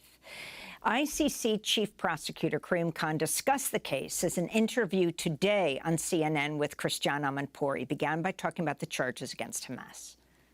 The charges are extermination, murder, taking of hostages, rape and sexual assault in detention. So these are the key crimes that are alleged to have been committed by these three individuals. The world was shocked on the 7th of October when people were ripped from their bedrooms, from their homes, from the different kibbutzim in Israel. And people have suffered enormously, and we have a variety of evidence to support the applications that we've submitted to the judges. You have also issued warrants against the top political and military leadership of the government of the State of Israel. We've applied for warrants. Of course, the judges must determine whether or not to issue them, but we've applied today, we'll apply for warrants for Prime Minister Netanyahu and also Minister of Defense Gallant for the crimes of causing extermination, causing starvation as a method of war, including the denial of humanitarian relief supplies, deliberately targeting civilians in conflict. That was the International Criminal Court's chief prosecutor, Karim Khan, on CNN this morning. Netanyahu responded to the possible ICC arrest warrants. Yeah, hold on. This court has no authority over the state of Israel. We already watched this nonsense. Let's move it on from here to here, where they had Moeen Rabbani.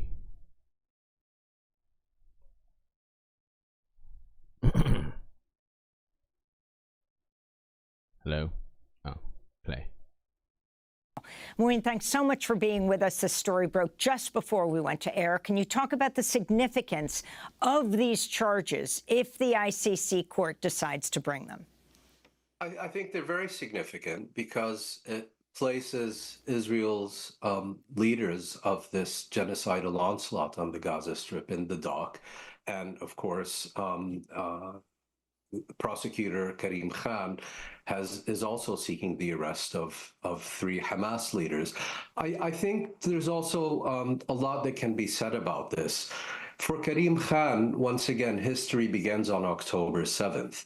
Even though his investigation has, by his own account, been ongoing for a number of years and is supposed to take into account all crimes committed since 2014, he has yet to address any crimes between 2014 and 2023, notably the crime of apartheid, the crime of illegal settlements in occupied territories, Israel's, and for that matter, Hamas's conduct in the 2014 war and in 2021.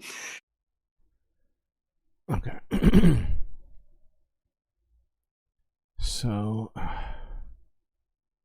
it's definitely it's a historical moment, right? For this to be happening, it's a massive shift for the West and Israel in particular.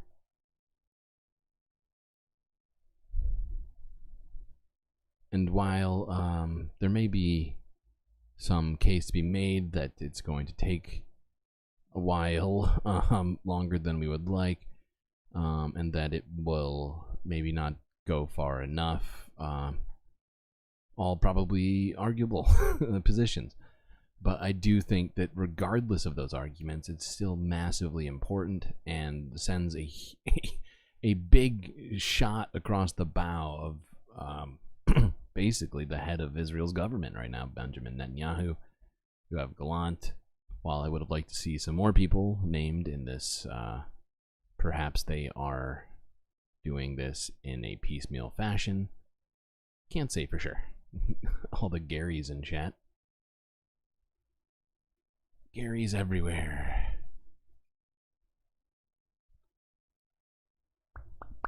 Okay, let's go to this. Oh shit, how did we get here? Whoa, 3.5 hours in. We're already at our last video. Shit, it's going down, chat. Well done. Way to make it this far.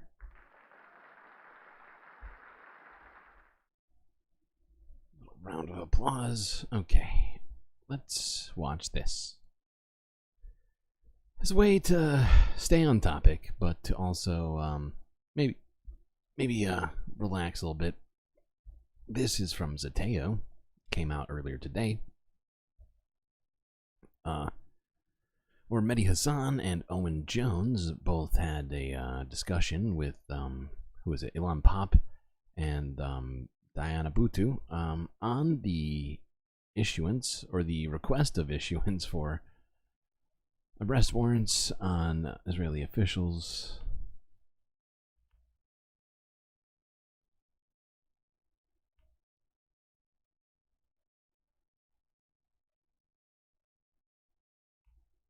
There we go.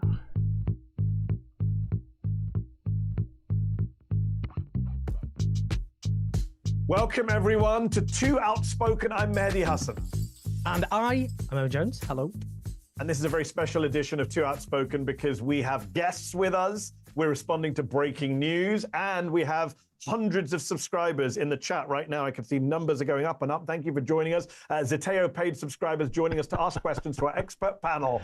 Deanna Boot. It is amazing how quickly Mehdi Hassan has gone from essentially being fired from MSNBC for saying correct things on air to making a really, really impressive amount of money on YouTube in like 3 months. All right, it's a little bit longer than that, but you get what I'm saying. What, four months?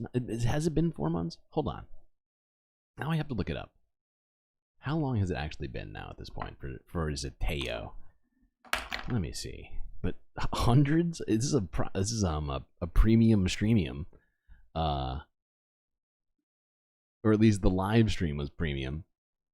And he's got hundreds of people that are paid subs in there, and it's like, dude, he just exploded off of the fucking charts with this channel.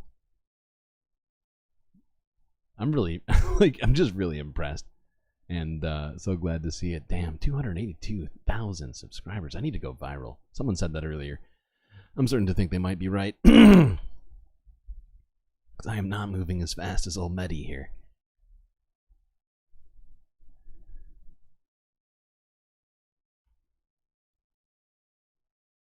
Launched March 5th, 2024. It's like two months? Like a little over 2 months, getting close to 3. Holy fuck. It's like 140,000 subs a month. It's wild. Is a former legal advisor to the PLO. Ilan Pape is a professor, Israeli professor of history at Exeter University in the UK. Yeah, I totally knew it would get big, but it's really like it's the growth itself is pretty shocking. But the fact is he left in this moment where he had a very authoritative voice on a very important topic that everybody's paying attention to. It's pretty fucking perfect for him. Move couldn't have gone smoother. Who here can say that they got fired from a job and wound up, just killing it directly after that? The European Center for Palestine Study, author of multiple books, including The Ethnic Cleansing of Palestine. And we are responding, Owen, some big news today. The ICC chief prosecutor calling or asking for the court to give arrest warrants against both the leaders of Thank you for the encouragement. I appreciate that. Israel and the leaders of Hamas. Owen. This is huge. I mean, I'd say could not have a better panel, because this is a historic day. This is a day that's going to be studied for generations. And I think it's a day that huge numbers of people never thought they would see, that the International Criminal Court, in a world order, so rigged in favor of Western states, including, of course, Israel, would issue requests for arrest warrants for the Israeli leadership, well, Benjamin Netanyahu, Prime Minister, and Yoav Gallant, the defense minister, as well as, of course, Hamas's leadership. It's quite astonishing to read in black and white, I have to say, the statement. We'll discuss the fact that we would argue that this was obvious from the beginning, what Israeli leaders and officials said. Very rarely in history has a state been so open and flagrant about its murderous intentions. The likes of Israeli-American Associate Professor Raz Sigal said intent Israeli, this openly spoken. But nonetheless, to get to this point, I think is astonishing for lots of reasons. I want to just start, actually, if it's possible, going to speak to the brilliant Dana Busi, who I spoke to the other week, but it's great to see you here, and Zeteo, of course. I would actually just take kind of what the hell is Israel's legal Zeteo? perspective, and it's about Israeli impunity, because that has been baked in since its foundation for 3/4 of a century. The idea, basically, that Israel can behave in ways protected by Western states, which, if it was a state hostile to the West, would simply be impermissible. And I just want to draw attention to the statement he said, the prosecutor. Let us be clear on one core issue. If we do not demonstrate our willingness to apply the law equally, if it is seen as being applied selectively, we will be creating the conditions for its collapse. In doing so, we will be loosening the remaining bonds that hold us together, the stabilizing connections between all communities and individuals, the safety net to which all victims look in times of suffering. This is the true risk we face in this moment. The reason it's quite astonishing is there is the theory of international law and how it's applied, and it is rigged in favor of great powers, which is why many people thought this would never happen. So I suppose I've got to ask you, Dana, is this the end of Israeli impunity? Has it simply, this is just a hammer blow from which it can never recover? And I want your response from a human level, as a Palestinian who's been involved in the Palestinian cause, and maybe the idea of this ever happening seems kind of so far-fetched, but in legal terms, is this the end? In short, yes, Owen, and thank you both for having me, and thank you also for Ilan. I'm doing out of this world. Space puns. well played. Well played.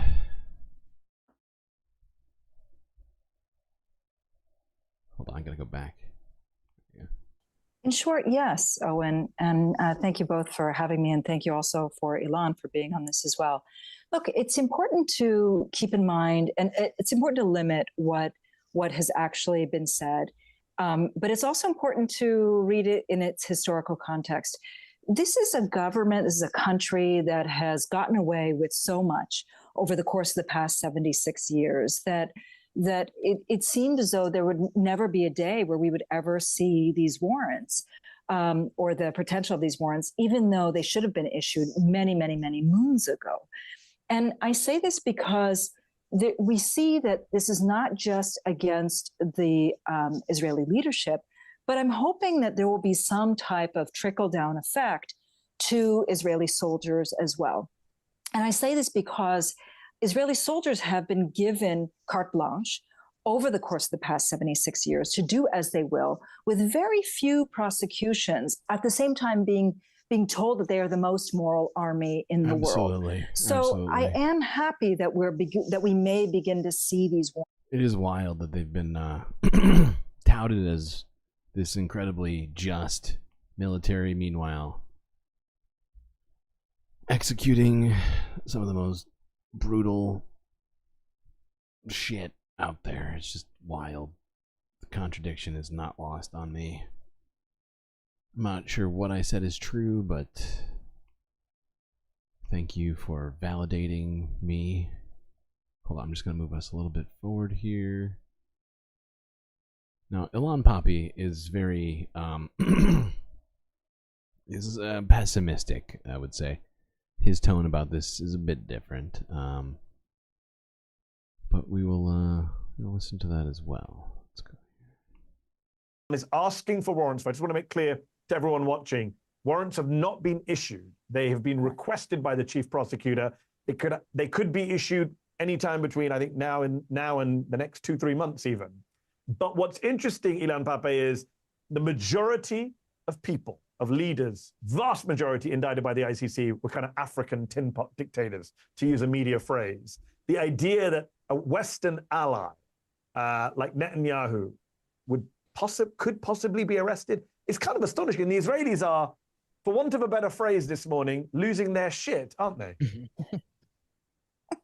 Well, I would wait a bit with this. I do agree this is with all that was said so far. But I think there's a bigger issue here.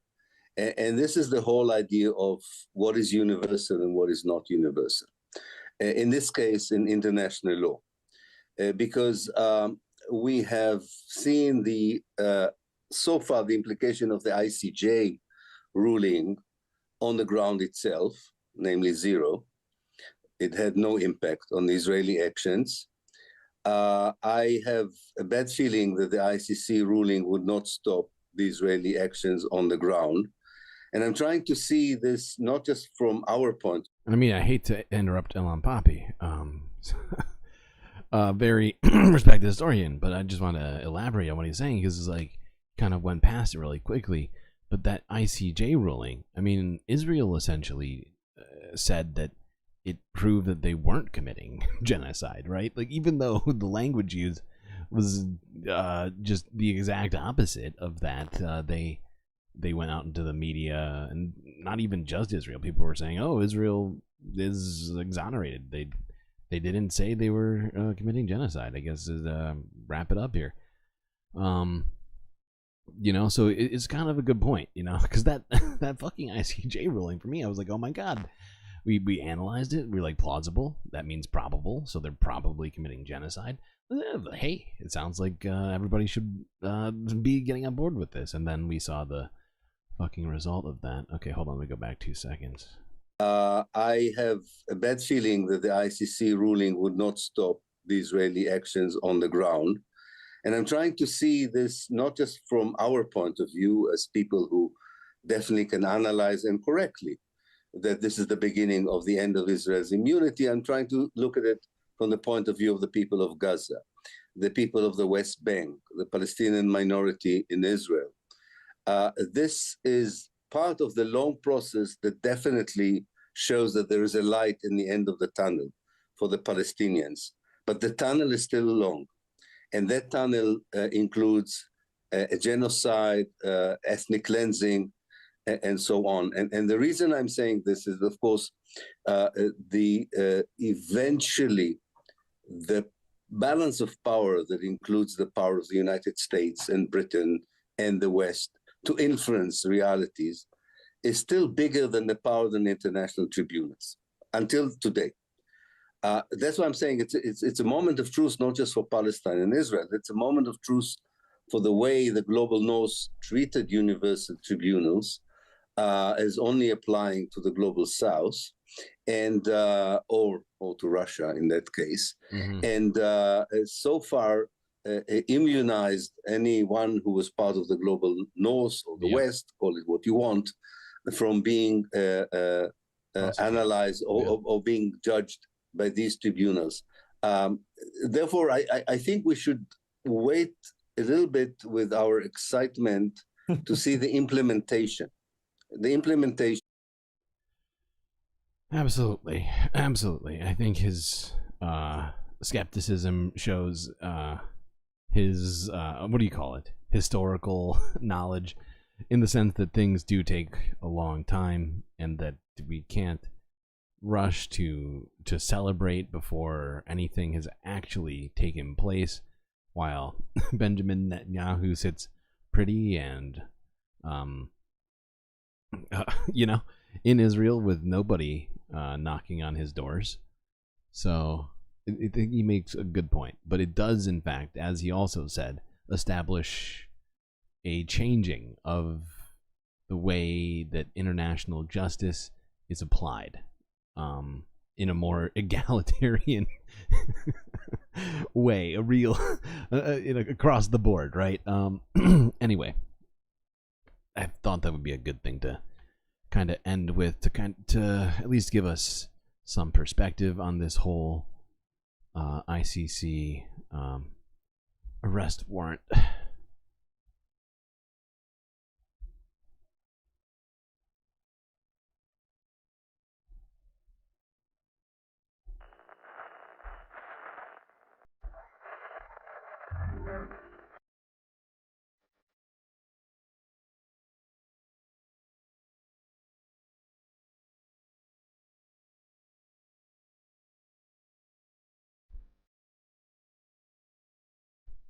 Well, looks like we made it through another one, chat. Well done. However, that's it for me. Till I see you next. You stay classy, Galactic Stream Nation.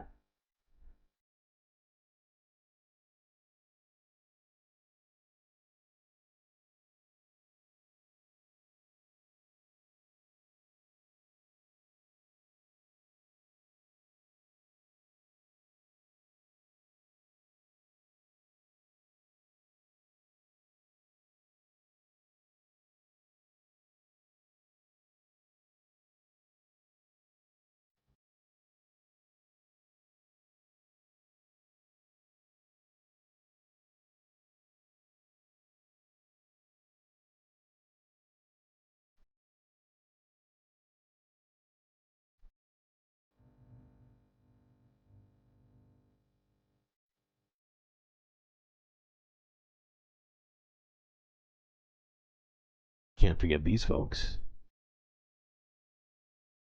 These are your galactic patrons. Gabby, Goth Dogs, Aaron W, Mitty, PB, Robot Cat, Orbius Dragon, The Anti-Corporatist, Vincent Morales, Nadia, and Donald James X.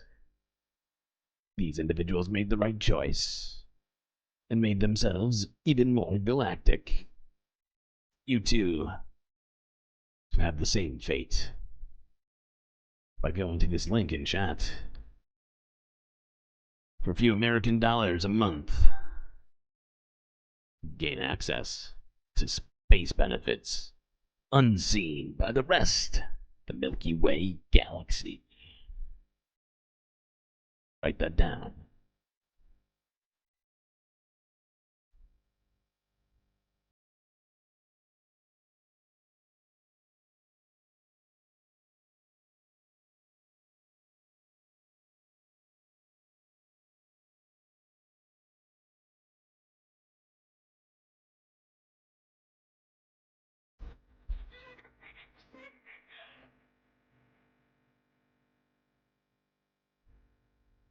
Don't even play.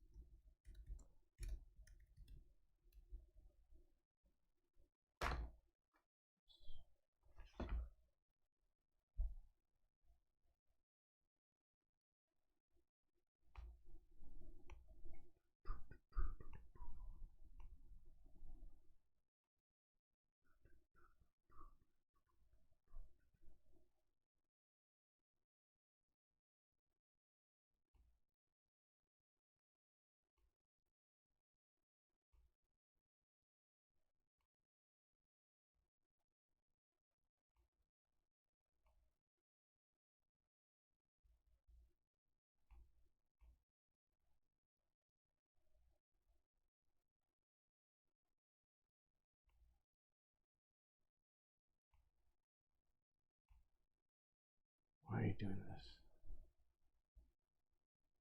Oh. No?